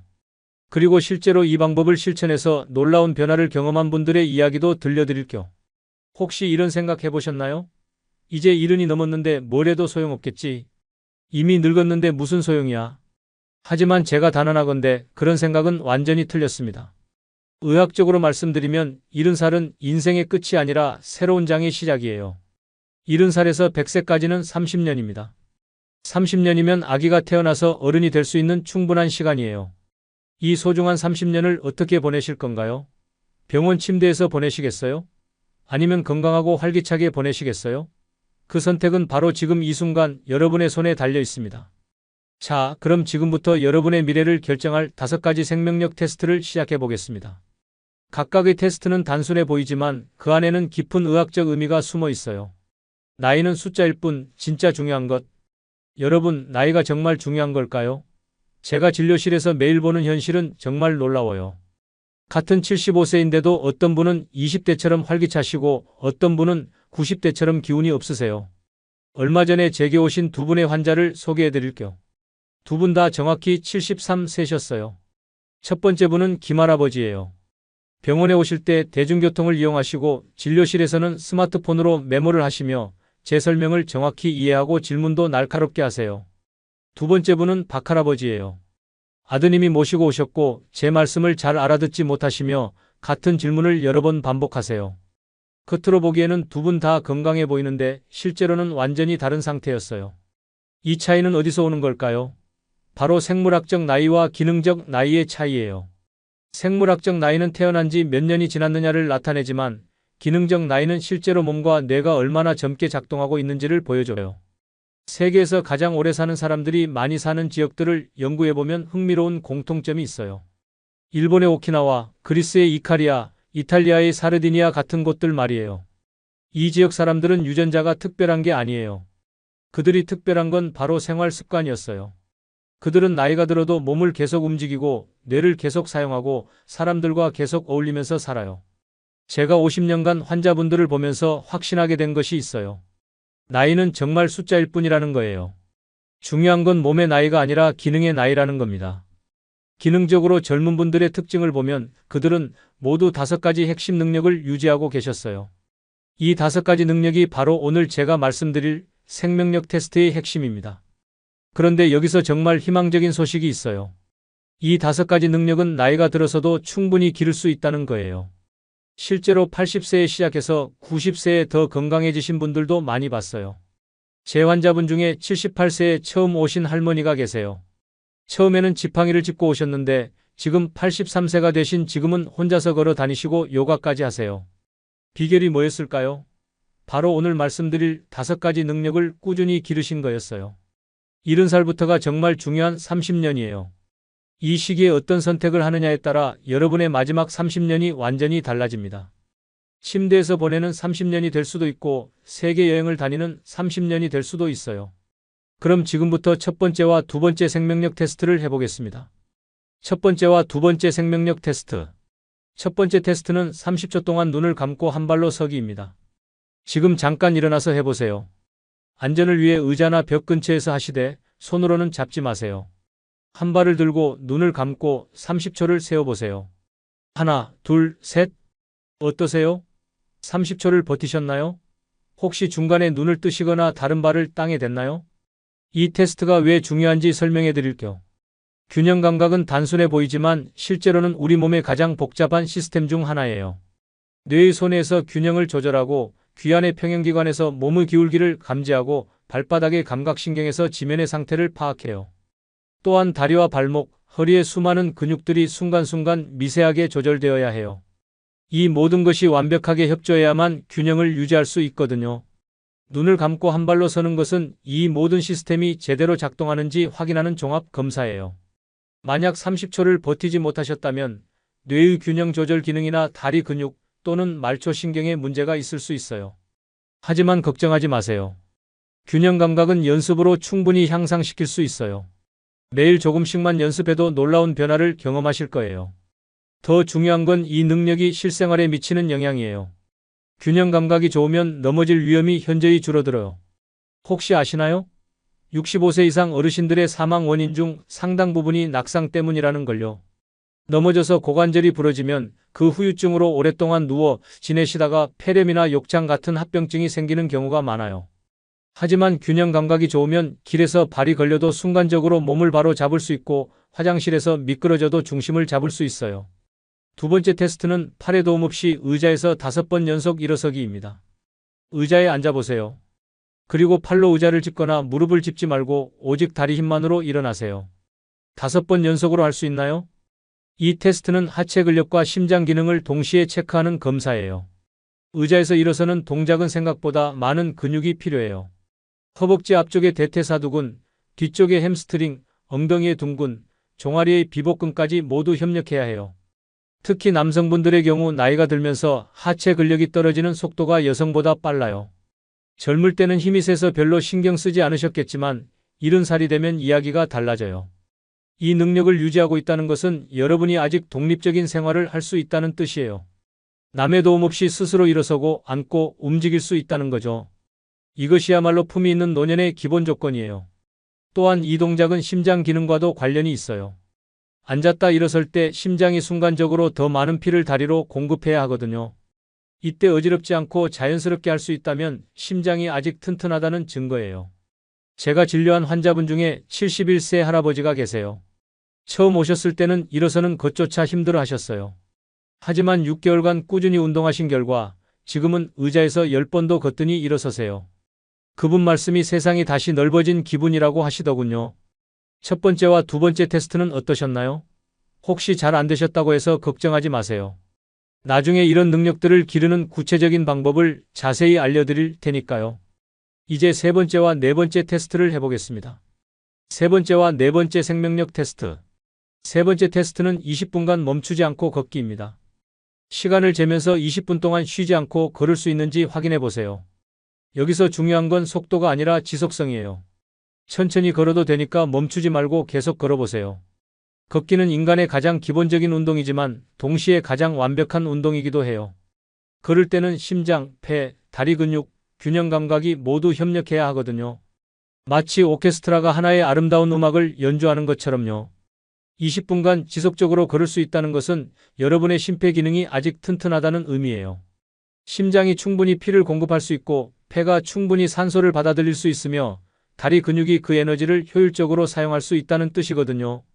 더 중요한 건 이 능력이 일상생활의 활동 범위와 직결된다는 거예요. 20분을 걸을 수 있으면 동네 마트에 가거나 친구 집에 놀러 가거나 공원을 산책하는 것이 모두 가능해요. 반대로 몇 분도 걷기 힘들면 집안에 갇혀 지내게 되죠. 최근 연구에 따르면 걷기 능력은 치매 예방과도 직접적인 관련이 있다고 해요. 걸을 때 뇌로 가는 혈류량이 증가하고 뇌세포들이 활발해지거든요. 실제로 매일 걷는 습관을 가진 분들은 그렇지 않은 분들보다 치매 발생률이 현저히 낮아요. 제가 치료한 환자분 중에 79세 할머니가 계세요.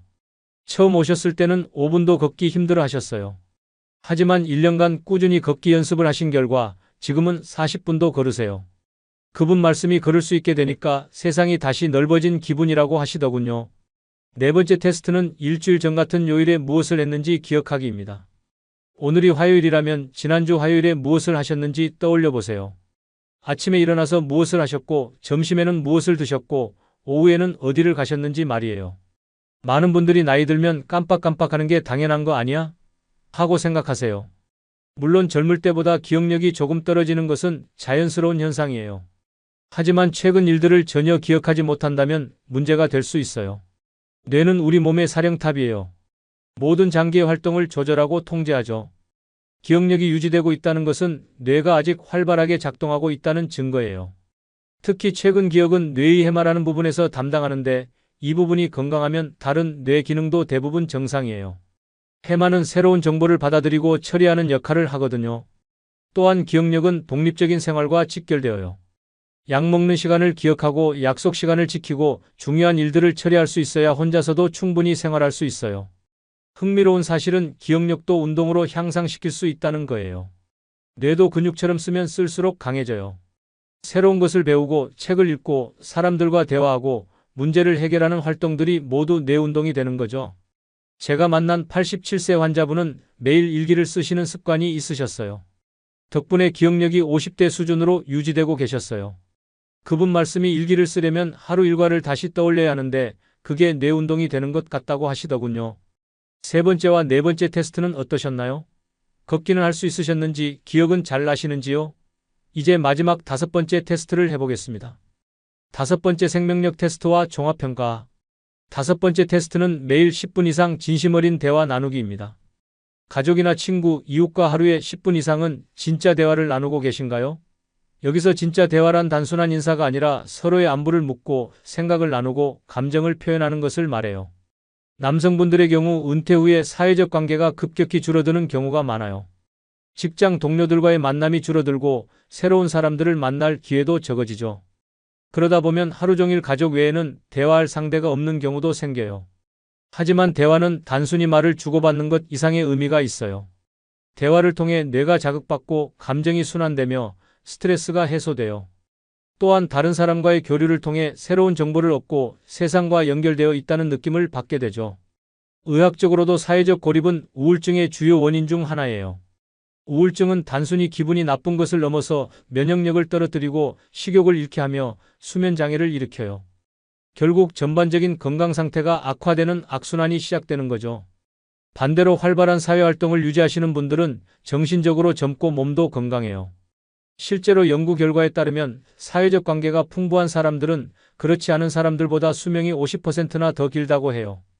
제가 치료한 환자분 중에 매일 동네 경로당에 나가서 친구들과 화투도 치고 이야기도 나누시는 76세 할아버지가 계세요.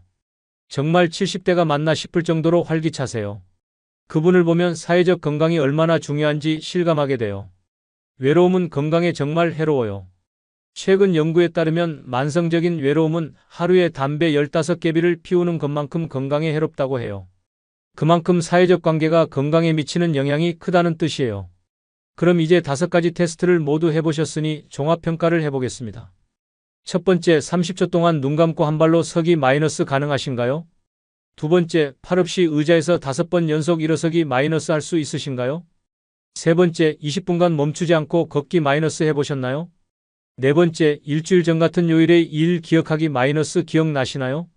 다섯 번째, 매일 10분 이상 진심 어린 대화하기 마이너스 하고 계신가요?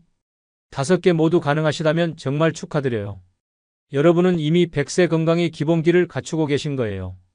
4개 가능하시다면 아주 좋은 상태고 3개 가능하시다면 평균 이상이에요. 2개 이하라고 해서 걱정하지 마세요. 이제부터 시작하면 충분히 좋아질 수 있어요. 실제로 1개도 못하시던 분들이 1년 만에 5개 모두 가능하게 된 경우도 많이 봤거든요. 중요한 건 현재 상태를 정확히 파악하고 부족한 부분을 개선해 나가는 거예요. 나이는 핑계가 될 수 없어요. 늦었다고 생각할 때가 가장 빠른 때라는 말이 있잖아요. 이 5가지 능력이 왜 100세 건강과 연결되는지 이해하셨나요? 이들은 각각 우리 몸의 핵심 시스템을 대표해요. 균형 감각은 뇌와 신경계를, 일어서기는 근골격계를, 걷기는 심폐계를, 기억력은 인지계를, 대화는 정신 건강을 나타내는 거죠. 이 5 시스템이 모두 건강하게 작동한다면 여러분은 분명히 100세까지 건강하게 사실 수 있어요. 단순히 생존하는 것이 아니라 활기차고 의미 있는 삶을 사실 수 있다는 뜻이에요. 그럼 이제부터 부족한 능력을 기르는 구체적인 방법들을 알려드리겠습니다. 부족한 능력 기르는 구체적 실천법. 혹시 5가지 테스트 중에서 잘 안 되는 게 있으셨나요? 걱정하지 마세요. 이제부터 각 능력별로 어떻게 하면 안전하고 효과적으로 기를 수 있는지 제가 직접 환자분들께 알려드리는 방법들을 소개해드릴게요.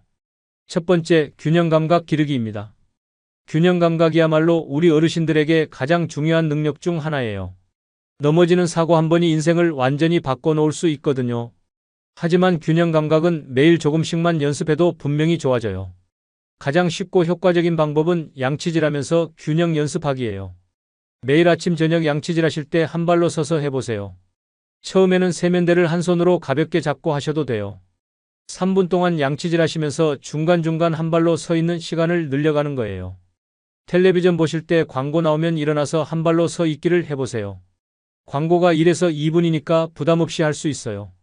소파 바로 앞에서 하시면 혹시 넘어져도 안전하고요. 발목과 종아리 근육을 강화하는 것도 중요해요. 의자에 앉아서 발끝을 위아래로 움직이거나 발목을 좌우로 돌리는 운동을 하세요. 하루에 10분씩만 해도 균형 감각이 눈에 띄게 좋아져요. 무릎이나 발목이 아프신 분들은 무리하지 마세요. 의자에 앉아서 할 수 있는 운동부터 시작하시면 돼요. 작은 것부터 시작하는 게 중요해요. 두 번째, 근력 강화하기입니다. 다리에 힘이 없다, 무릎이 아프다, 이런 말씀 많이 하시죠? 하지만 하체 근력은 나이가 들어도 얼마든지 키울 수 있어요. 제가 가장 많이 추천하는 방법들을 알려드릴게요. 최고의 하체 운동은 집에 있는 의자만 있으면 언제든 할 수 있어요. 의자에 앉았다가 팔에 도움 없이 천천히 일어났다가 다시 앉는 것을 반복하는 거예요. 처음에는 5번부터 시작해서 점점 횟수를 늘려가세요. 무릎이 아프신 분들은 의자를 조금 높게 하거나 쿠션을 깔고 하세요. 그러면 무릎에 부담이 덜 가요. 또는 침대 끝에 앉아서 하셔도 돼요. 벽에 등을 대고 앉았다 일어서는 벽 스쿼트도 좋은 운동이에요. 벽에서 30cm 정도 떨어져 서서 등을 벽에 대고 천천히 앉았다 일어서는 거예요. 무릎에 무리가 가지 않으면서도 허벅지 근육을 효과적으로 단련할 수 있어요. 계단이 있으시면 계단 오르기도 좋아요. 다만 안전을 위해 반드시 난간을 잡고 하시고 처음에는 한 층씩만 올라가세요. 무릎이 아프시면 억지로 하지 마시고 평지 걷기부터 시작하세요. 세 번째, 지구력 늘리기입니다. 조금만 걸어도 숨이 차다, 오르막길은 엄두도 안 난다, 이런 분들 많으시죠? 심폐지구력은 우리 몸 전체에 산소를 공급하는 능력이에요. 이 능력이 좋으면 온몸의 혈액순환이 잘 되어 몸이 가볍고 활력이 넘쳐요. 지구력을 늘리는 가장 좋은 방법은 단계적으로 걷기 시간을 늘려가는 거예요. 처음에는 5분부터 시작해서 일주일마다 2분씩 늘려가세요. 목표는 20분간 쉬지 않고 걸을 수 있게 되는 거예요. 속도는 중요하지 않아요. 천천히 걸어도 되니까 멈추지 말고 계속 걷는 게 포인트예요. 숨이 차면 속도를 줄이시되 멈추지는 마세요. 혼자 걷기 지루하시면 이웃이나 친구와 함께 걸어보세요. 이야기 나누면서 걸으면 시간 가는 줄 몰라요. 서로 격려도 해주고 빠뜨리지 않도록 챙겨주기도 하고요. 날씨가 나쁠 때는 실내에서 제자리 걷기를 하셔도 돼요. 텔레비전 보면서 제자리에서 무릎을 높이 들어 걷는 거예요. 이것만으로도 충분한 유산소 운동이 돼요. 네 번째, 기억력 지키기입니다. 기억력도 운동으로 향상시킬 수 있어요. 뇌도 근육처럼 쓰면 쓸수록 강해지거든요. 가장 간단한 방법은 매일 간단한 일기 쓰기예요. 오늘 하루 있었던 일을 간단하게라도 적어보세요. 오늘 아침 7시에 일어나서 계란찜과 미역국을 먹었다. 오전에 병원에 갔다가 오후에 친구와 바둑을 뒀다. 저녁에는 뉴스를 보고 10시에 잠자리에 들었다. 이 정도면 충분해요. 신문, 책, 잡지 무엇이든 좋으니 소리내어 읽어보세요. 눈으로만 읽는 것보다 뇌를 더 활발하게 사용하게 돼요. 발음이 어떻든 괜찮아요. 매일 신문 한 면만이라도 소리내어 읽고 읽은 내용을 가족에게 이야기해보세요. 손주들에게 옛날 이야기를 들려주는 것도 훌륭한 기억력 훈련이에요. 어릴 때 고향 이야기, 젊었을 때 직장 생활 이야기를 순서대로 들려주세요. 이런 활동이 뇌를 자극하고 기억력을 유지시켜줘요. 새로운 것을 배우는 것도 좋아요. 스마트폰 사용법을 배우거나 간단한 영어 단어를 외우거나 새로운 요리법을 익히는 것도 모두 뇌 운동이 돼요. 다섯 번째, 사회적 관계 늘리기입니다. 은퇴하신 후에는 자연스럽게 사람들과 만날 기회가 줄어들어요. 하지만 의식적으로 사회적 관계를 유지하고 늘려가는 것이 정말 중요해요.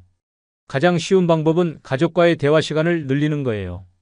식사 시간에 하루 있었던 일을 나누고 텔레비전 보면서도 저 사람 젊을 때 참 잘생겼었는데 같은 이야기를 나누세요. 가족이나 친구들에게 먼저 안부 전화를 걸어보세요. 잘 지내냐, 밥은 먹었냐 같은 짧은 인사라도 좋아요.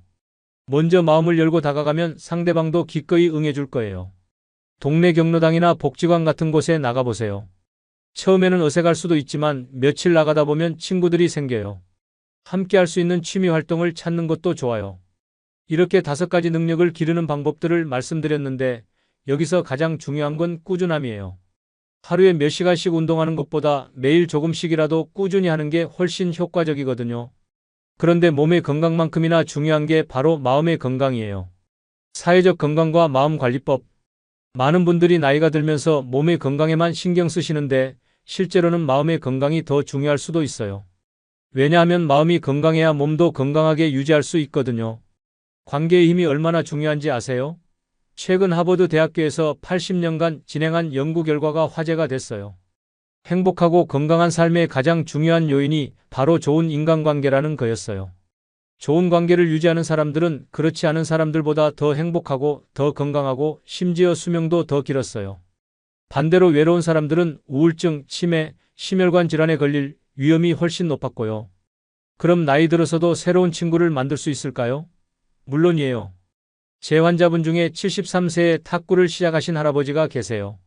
처음에는 혼자 연습하셨는데 지금은 탁구 동호회의 회장까지 하세요. 일주일에 3번씩 만나서 탁구도 치고 식사도 함께 하시죠. 새로운 친구를 만드는 방법은 생각보다 간단해요. 공통의 관심사를 가진 모임에 참여하는 거예요. 등산, 사진, 요리, 독서, 바둑, 화투 등 무엇이든 좋아요. 같은 취미를 가진 사람들끼리는 금세 친해질 수 있거든요. 대화의 기술도 중요해요. 좋은 대화의 핵심은 상대방의 말을 잘 들어주는 거예요. 자신의 이야기만 하기보다는 상대방의 이야기에 관심을 보이고 공감해주고 질문해주세요. 그러면 상대방도 여러분과 대화하는 것을 즐거워할 거예요. 하지만 때로는 혼자 있는 시간도 필요해요. 정신 건강을 위해서는 혼자 있으면서 자신을 돌아보는 시간도 중요하거든요. 명상이나 산책, 독서 같은 활동을 통해 마음의 평정을 찾는 거죠. 우울감이 들 때는 어떻게 해야 할까요?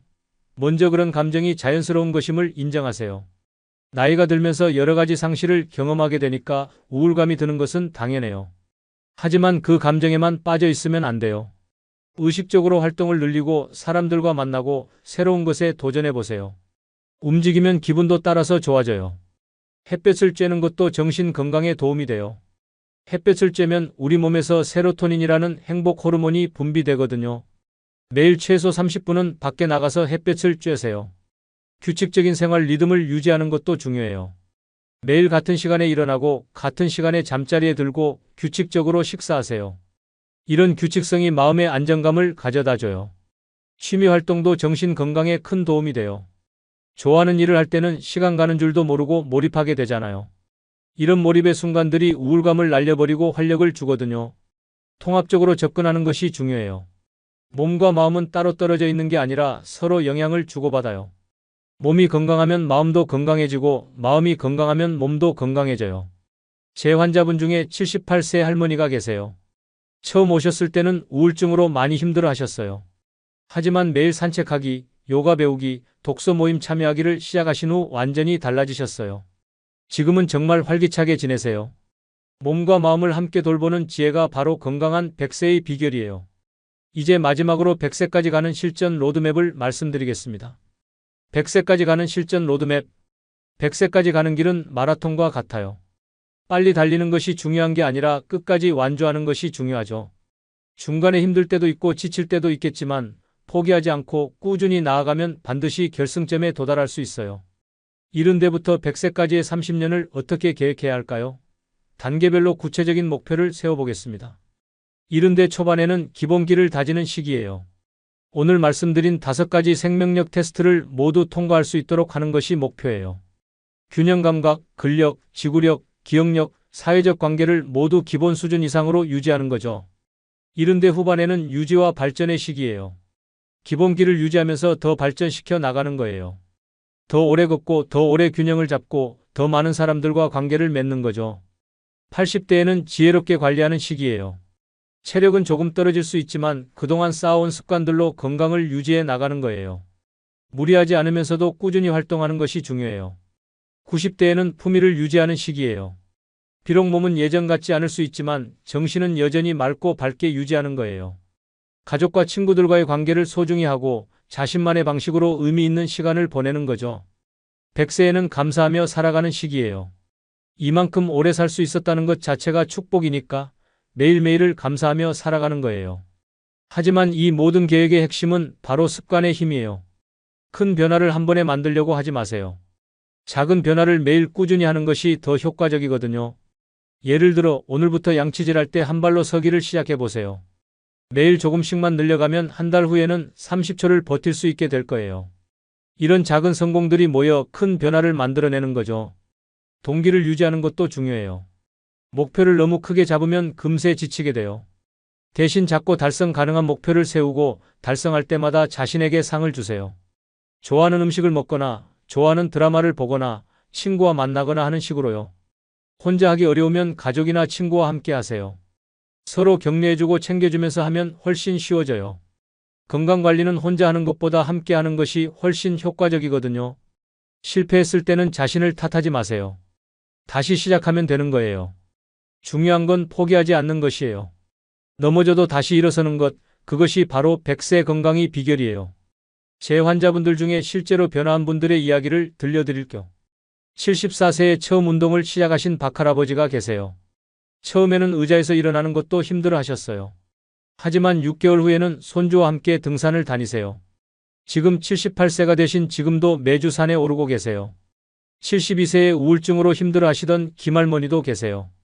매일 집에만 계시고 사람들과 만나는 것도 힘들어 하셨어요.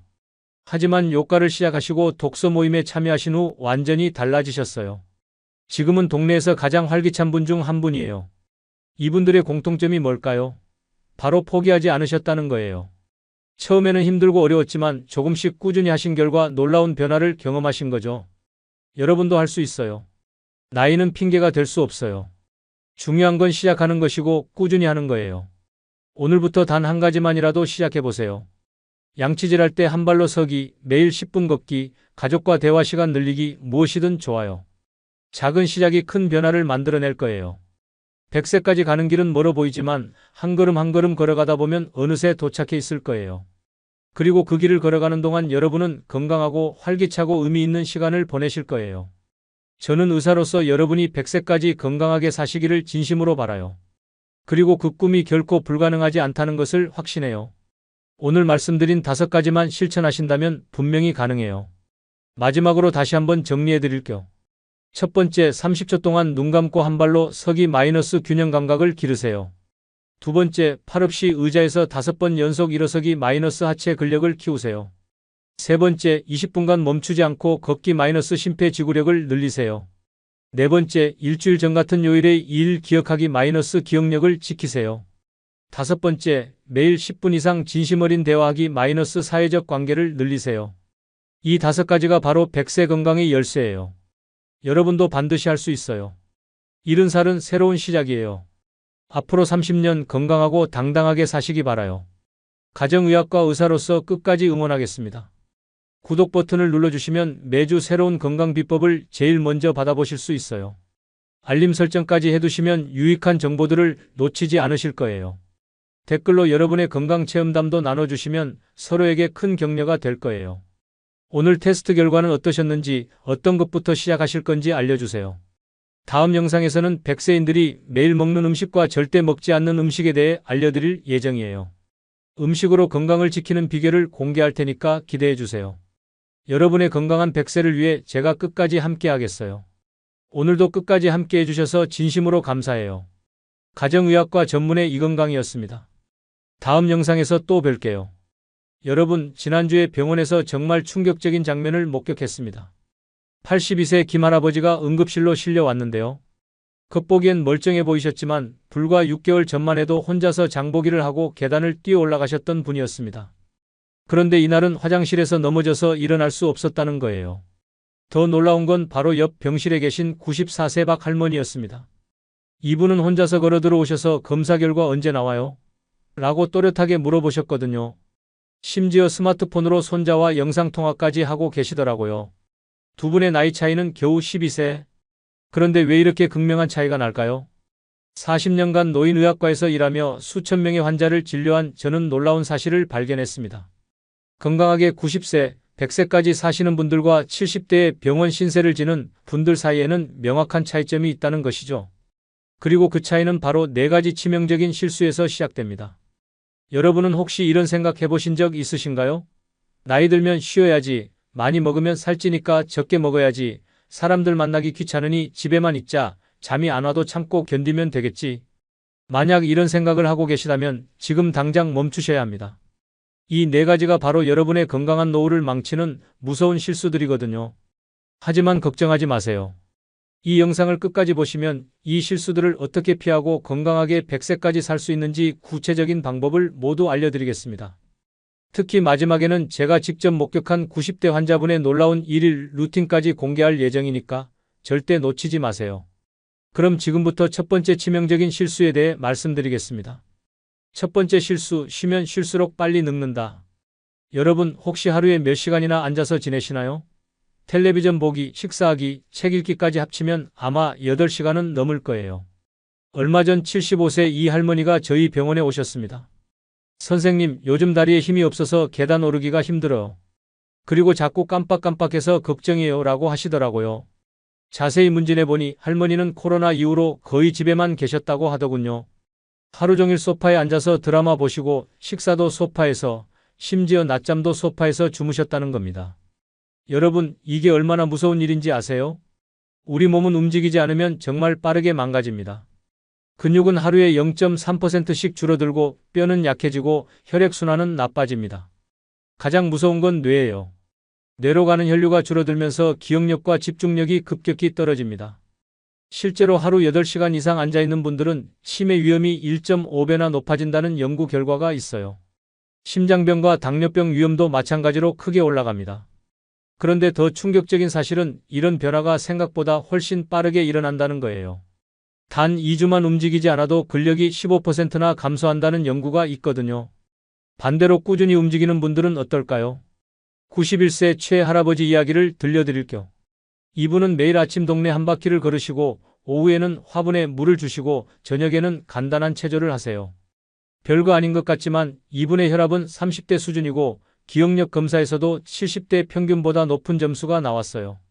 그럼 어떻게 움직여야 할까요? 첫째, 하루 30분 걷기입니다. 한 번에 30분이 부담스러우면 10분씩 3번으로 나누어도 됩니다. 아파트 복도를 걸어도 되고 마트에 장 보러 가는 것도 좋은 운동이에요. 둘째, 1시간마다 일어나기입니다. 알람을 맞춰두고 1시간마다 꼭 일어나서 화장실 다녀오기, 물 마시기, 간단한 스트레칭 하기를 해보세요. 셋째, 집안일 적극 참여하기입니다. 청소, 설거지, 빨래 널기 모두 훌륭한 운동이에요. 특히 계단이 있으면 엘리베이터 대신 계단을 이용해 보세요. 넷째, 간단한 근력 운동입니다. 의자에서 일어서기를 10번, 벽에 기대어 팔굽혀펴기를 5번만 해도 근육 유지에 큰 도움이 됩니다. 여러분, 움직임은 곧 생명입니다. 쉬는 게 좋다고 생각하시겠지만 적당히 움직이는 것이야말로 진짜 휴식이에요. 몸이 활발해야 마음도 편해지거든요. 이제 두 번째 치명적인 실수에 대해 말씀드리겠습니다. 두 번째 실수, 적게 먹으면 오히려 병든다. 많은 분들이 나이 들면 적게 먹어야 한다, 살찌면 안 된다고 생각하세요. 물론 과식은 좋지 않지만 너무 적게 먹거나 영양 균형을 무시하는 것은 더 위험합니다. 83세 김할머니 사례를 들려드릴게요. 이분은 살찌는 게 싫어서 하루에 밥 한 공기와 김치, 그리고 바나나 하나만 드셨대요. 이 정도면 충분하다고 생각하셨던 거죠. 그런데 3개월 후 어떻게 되셨을까요? 머리카락이 빠지기 시작하고 상처가 잘 낫지 않고 감기에 자주 걸리셨어요. 계단 오르기도 힘들어지셨고요. 혈액 검사를 해보니 단백질과 각종 비타민이 심각하게 부족한 상태였습니다. 반대로 95세까지 건강하게 사신 박 할머니는 어떠셨을까요? 이분은 매일 아침에 달걀 하나와 우유 한 잔, 점심에는 생선이나 두부, 저녁에는 다양한 나물과 현미밥을 드셨어요. 간식으로는 견과류와 과일을 챙기셨고요. 양은 많지 않았지만 다양한 영양소를 골고루 섭취하셨던 거죠. 나이가 들수록 왜 영양이 더 중요할까요? 첫째, 근육을 유지하려면 단백질이 꼭 필요합니다. 젊을 때보다 오히려 더 많은 단백질이 필요해요. 하루에 체중 1kg당 1.2g 정도는 먹어야 합니다. 둘째, 면역력을 지키려면 비타민과 미네랄이 충분해야 해요. 특히 비타민 D, 비타민 B12, 아연, 셀레늄 등이 부족하면 감염에 쉽게 걸리고 회복도 늦어집니다. 셋째, 뇌 건강을 위해서는 오메가3 지방산과 항산화 물질이 필요합니다. 생선, 견과류, 채소, 과일에 풍부하게 들어있어요. 그럼 어떻게 먹어야 할까요? 첫째, 매 끼니마다 단백질을 챙기세요. 달걀, 두부, 생선, 닭가슴살, 콩, 우유 중에서 하나는 꼭 포함하세요. 달걀 하나나 두부 4분의 1모 정도면 충분합니다. 둘째, 다채로운 색깔의 채소와 과일을 드세요. 빨간색 토마토, 노란색 호박, 초록색 시금치, 보라색 가지처럼 색깔이 다를수록 다양한 영양소를 얻을 수 있어요. 셋째, 정제된 탄수화물보다는 통곡물을 선택하세요. 흰쌀밥 대신 현미밥이나 잡곡밥, 식빵 대신 통밀빵이 좋습니다. 넷째, 가공식품은 줄이고 자연식품을 늘리세요. 라면, 과자, 햄, 소세지보다는 자연 그대로의 재료로 만든 음식이 훨씬 좋습니다. 다섯째, 충분한 수분 섭취를 잊지 마세요. 하루에 물 6잔에서 8잔은 마셔야 해요. 커피나 녹차도 좋지만 맹물이 가장 좋습니다. 음식을 드실 때는 천천히 꼭꼭 씹어서 드세요. 한 입에 30번 이상 씹으면 소화도 잘 되고 포만감도 빨리 느껴집니다. 기억하세요. 음식은 단순히 배를 채우는 게 아니라 우리 몸을 치료하고 회복시키는 약입니다. 이제 세 번째 치명적인 실수에 대해 알아보겠습니다. 세 번째 실수, 혼자 있는 시간이 당신을 죽인다. 외로움이 담배 15개비만큼 해롭다는 말 들어보셨나요? 과장이 아닙니다. 실제 연구 결과예요. 78세 정할아버지 이야기입니다. 부인이 돌아가신 후 자녀들은 모두 외국에 살고 친구들도 하나둘 세상을 떠나면서 완전히 혼자가 되셨어요. 하루 종일 말 한마디 안 하는 날이 부지기수였답니다. 처음에는 혼자가 편하다고 하셨어요. 그런데 6개월 후 어떻게 되셨을까요? 우울증이 생기고 기억력이 급격히 떨어지고 혈압까지 올라갔어요. 더 무서운 건 삶의 의욕 자체가 사라진 거예요. 반대로 86세 윤 할머니는 남편을 여의고도 건강하게 지내고 계세요. 비결이 뭘까요? 매주 화요일에는 친구들과 등산, 목요일에는 복지관에서 요가, 토요일에는 손자들과 만남, 일요일에는 교회 봉사활동을 하세요. 바쁘게 사람들과 어울리며 지내는 거죠. 외로움이 왜 이렇게 해로울까요? 과학적으로 외로움은 만성 스트레스를 일으킵니다. 스트레스 호르몬인 코르티솔이 계속 분비되면서 면역력이 떨어지고 염증이 증가하고 혈압이 올라가요. 뇌에서는 우울과 불안을 관장하는 부위가 활발해지면서 기분이 가라앉고 의욕이 사라집니다. 더 무서운 건 외로움이 치매 위험을 50%나 높인다는 사실이에요. 사람과의 대화가 줄어들면 뇌의 언어 중추가 쇠퇴하고 새로운 자극이 없으면 기억력도 급격히 떨어집니다. 그렇다면 어떻게 사회적 관계를 유지할 수 있을까요?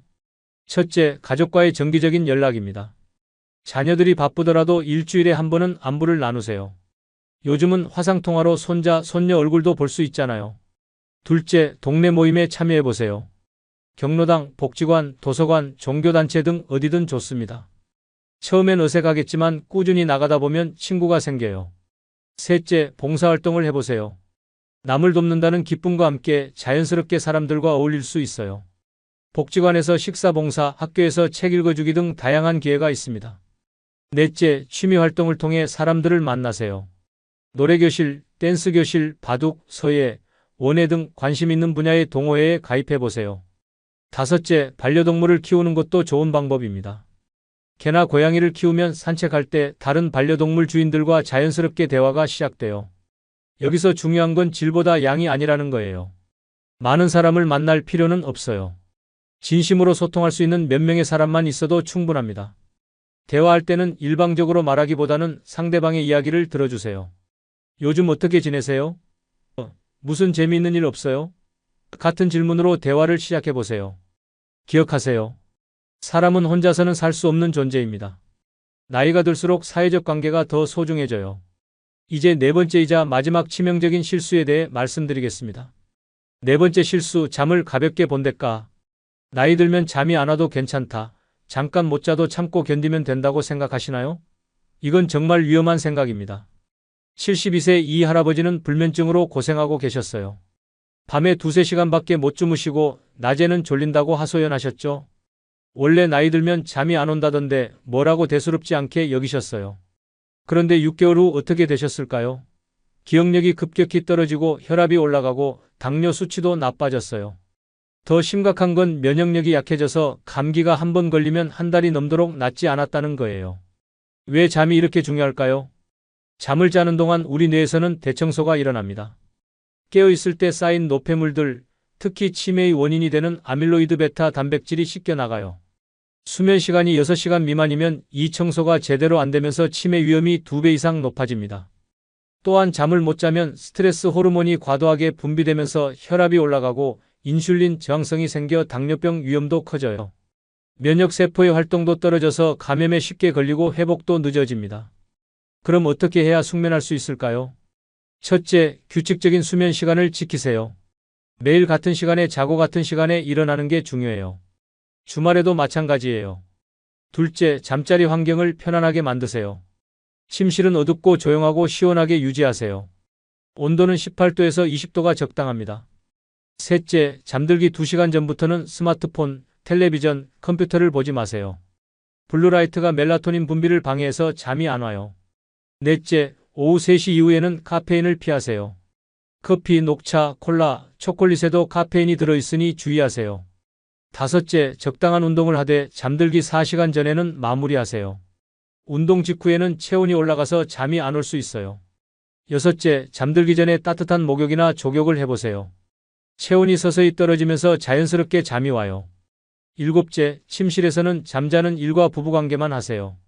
침실에서 텔레비전 보기, 책 읽기, 걱정하기는 금물이에요. 여덟째, 잠이 안 오면 억지로 누워있지 마세요. 20분 정도 기다렸다가도 잠이 안 오면 일어나서 조용한 활동을 하다가 졸리면 다시 누우세요. 스트레스 관리도 중요합니다. 잠들기 전에는 하루의 걱정거리를 종이에 적어보세요. 머릿속에서 떠나보내는 기분으로요. 그리고 감사한 일 3가지를 생각해보세요. 심호흡이나 명상도 도움이 됩니다. 4초 들이마시고 7초 참았다가 8초에 걸쳐 내쉬는 478호흡법을 해보세요. 몸과 마음이 자연스럽게 편안해집니다. 낮잠을 자신다면 30분 이내로만 하세요. 오후 3시 이후의 낮잠은 밤잠을 방해할 수 있어요. 여러분, 잠은 사치가 아니라 필수입니다. 충분한 잠을 자야 다음날 활기차게 생활할 수 있고 건강도 지킬 수 있어요. 이제 실제로 이 모든 것을 실천하신 분들의 놀라운 이야기를 들려드리겠습니다. 실제 성공 사례와 오늘부터 시작하는 변화. 여러분, 지금까지 4가지 치명적인 실수에 대해 말씀드렸는데요. 그래도 이미 나이가 많은데 지금 시작해서 효과가 있을까? 라고 생각하실 수도 있어요. 걱정하지 마세요. 실제 사례들을 들려드릴게요. 먼저 84세 조 할머니 이야기입니다. 이분은 3년 전까지만 해도 고혈압, 당뇨, 무릎 관절염으로 고생하셨어요. 하루 종일 집에만 계시고 약만 드시고 우울해하시며 지내셨죠. 그런데 따님이 어떻게 권유했냐면 엄마, 동네 복지관에서 운동 프로그램 하는데 같이 가볼까요? 라고 하셨대요. 처음에는 나 같은 늙은이가 무슨 운동이냐며 거부하셨지만 딸의 끈질긴 설득으로 나가게 되셨어요. 첫 주에는 의자에 앉아서 팔다리만 흔들었는데도 숨이 찼답니다. 그런데 포기하지 않고 꾸준히 나가셨어요. 한 달 후에는 천천히 걷기 시작하셨고 2달 후에는 계단 오르내리기를 하셨죠. 그러면서 자연스럽게 다른 어르신들과 친해지셨어요. 운동 후에 함께 차도 마시고 서로 안부도 묻고 생활 정보도 나누게 되셨죠. 식사도 바뀌었어요.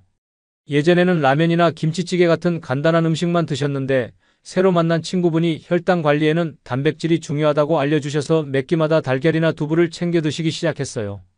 그 결과가 어떻게 됐을까요? 1년 후 검사에서 혈당과 혈압이 모두 정상 범위로 들어왔어요. 무릎 통증도 많이 줄어서 지금은 복지관까지 걸어서 다니세요. 무엇보다 표정이 밝아지셨어요. 일찍이 이렇게 살 걸 그랬다고 후회하시지만 80 넘어서도 변화가 가능하다는 걸 보여주신 거죠. 또 다른 사례, 76세 박 할아버지입니다. 은퇴 후 집에만 계시다가 체중이 10kg이나 늘고 당뇨 진단을 받으셨어요. 부인분이 돌아가신 후에는 더욱 우울해하시며 지내셨죠. 그런데 어느 날 우연히 동네 도서관에서 시니어 디지털 교실이라는 프로그램을 보게 되셨어요. 나이 들어서 컴퓨터를 배워서 뭐 하나 싶으셨지만 너무 심심해서 등록하셨다고 해요. 처음에는 마우스 잡는 것도 어려워하셨는데 선생님이 친절하게 알려주시고 다른 수강생들과도 서로 도우며 배우다 보니 재미를 느끼게 되셨어요. 컴퓨터를 배우면서 자연스럽게 앉는 시간이 줄었어요. 도서관에 오고 가면서 걷게 되고 수업 시간에도 집중하다 보니 뇌를 많이 사용하게 되셨죠. 그리고 무엇보다 새로운 목표가 생겼어요. 손자와 이메일을 주고받고 싶다. 사진을 정리해서 앨범을 만들고 싶다 같은 구체적인 목표 말이에요. 수업을 듣는 동안 함께 점심을 먹게 되면서 식사도 규칙적으로 하게 되셨어요. 다른 분들과 이야기하면서 자연스럽게 건강 정보도 나누게 되셨고요. 지금은 어떻게 되셨을까요? 체중이 7kg 줄었고 혈당 수치도 많이 개선되셨어요. 무엇보다 배우는 재미를 알게 되셔서 지금은 스마트폰 사용법까지 배우고 계세요. 이 두 분의 공통점이 뭘까요?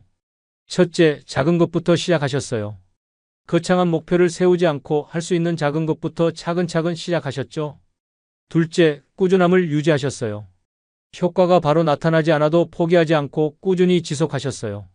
셋째, 사람들과 함께 하셨어요. 혼자 하면 포기하기 쉬운데 함께 할 동반자가 있으니까 지속할 수 있었어요. 넷째, 긍정적인 마음가짐을 유지하셨어요. 이 나이에 무슨 일하는 생각 대신 도전해보자는 마음으로 시작하셨어요.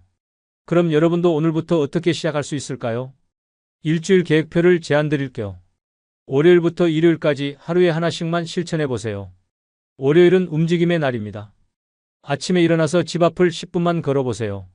멀리 갈 필요 없어요. 아파트 단지 안이나 동네 한 바퀴면 충분합니다. 화요일은 영양의 날입니다. 아침에 달걀 하나를 더 먹어보세요. 삶은 달걀, 계란말이, 달걀찜 어떤 방식이든 상관없어요. 수요일은 관계의 날입니다. 오랫동안 연락하지 않았던 친구나 가족에게 안부 전화를 해보세요. 잘 지내시죠? 보고 싶어서 전화했어요 라고 간단히 말씀하세요. 목요일은 수면의 날입니다. 평소보다 30분 일찍 잠자리에 들어보세요. 그리고 잠들기 전에 스마트폰 대신 가벼운 스트레칭을 해보세요. 금요일은 학습의 날입니다. 새로운 것을 하나 배워보세요. 스마트폰 기능 하나, 요리법 하나, 운동법 하나 뭐든 좋아요. 토요일은 사회활동의 날입니다. 동네 복지관이나 도서관에 가서 어떤 프로그램들이 있는지 알아보세요. 당장 등록하지 않아도 정보만 알아두셔도 돼요. 일요일은 점검의 날입니다. 이번 주에 실천한 것들을 되돌아보고 다음 주 계획을 세워보세요. 처음에는 하나씩만 하세요. 일주일 후에는 2가지, 2주일 후에는 3가지 이런 식으로 점진적으로 늘려가세요. 중요한 건 완벽하게 하려고 하지 마세요. 월요일에 걷기를 깜빡했다면 화요일에 조금 더 걸으면 되고 화요일에 달걀을 못 먹었다면 수요일에 2개 먹으면 돼요. 나이대별로 조금씩 다르게 접근하는 것도 좋아요. 60대 분들은 아직 체력이 좋으니까 조금 더 적극적으로 도전해보세요. 등산, 수영, 자전거 타기 같은 운동도 좋고 새로운 취미나 자격증 공부도 좋아요. 70대 분들은 안전을 우선으로 하되 꾸준함에 집중하세요. 매일 같은 시간에 같은 활동을 하는 루틴을 만드는 게 중요해요. 80대 이상 분들은 할 수 있는 것부터 천천히 시작하세요. 의자에 앉아서 하는 운동, 가벼운 산책, 가족과의 규칙적인 통화 이런 것들이 더 중요해요. 무엇보다 혼자 하려고 하지 마세요. 가족, 친구, 이웃과 함께 하면 더 재미있고 오래 지속할 수 있어요. 우리 같이 걸어볼까요? 같이 요리 배워볼까요? 이렇게 제안해 보세요. 마지막으로 기억해 주세요. 변화는 하루아침에 일어나지 않아요. 하지만 작은 변화가 쌓이면 분명히 큰 변화를 만들어낼 수 있어요. 지금까지 이야기한 4가지 실수를 피하고 오늘 제안드린 실천법들을 꾸준히 하시면 여러분도 건강한 90세, 100세까지 충분히 살 수 있습니다. 당신의 인생이 바뀌는 시작점. 사랑하는 시청자 여러분, 오늘 정말 긴 시간 동안 함께 해주셔서 감사합니다. 지금까지 우리가 무심코 하고 있는 4가지 치명적인 실수에 대해 말씀드렸는데요. 다시 한번 정리해 드릴게요. 첫째, 너무 많이 앉아있는 것. 움직임이 곧 생명이라는 걸 잊지 마세요. 둘째, 영양 균형을 무시하고 적게만 먹으려는 것. 나이가 들수록 오히려 다양한 영양소가 더 필요해요. 셋째, 사람들과의 관계를 소홀히 하는 것. 외로움은 정말 무서운 독입니다. 넷째, 잠을 가볍게 여기는 것. 충분한 수면이야말로 최고의 보약이에요.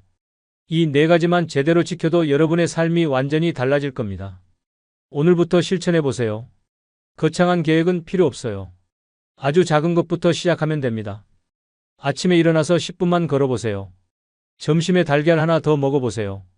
오랫동안 안부를 묻지 않았던 사람에게 전화 한 통 해보세요.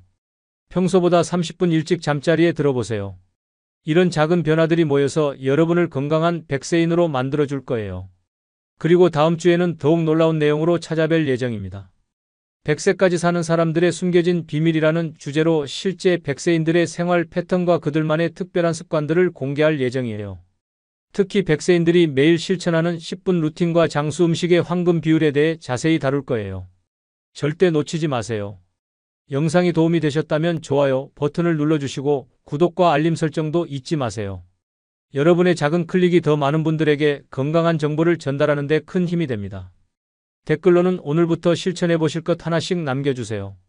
서로 응원하고 격려하며 함께 건강한 노후를 준비해 봅시다.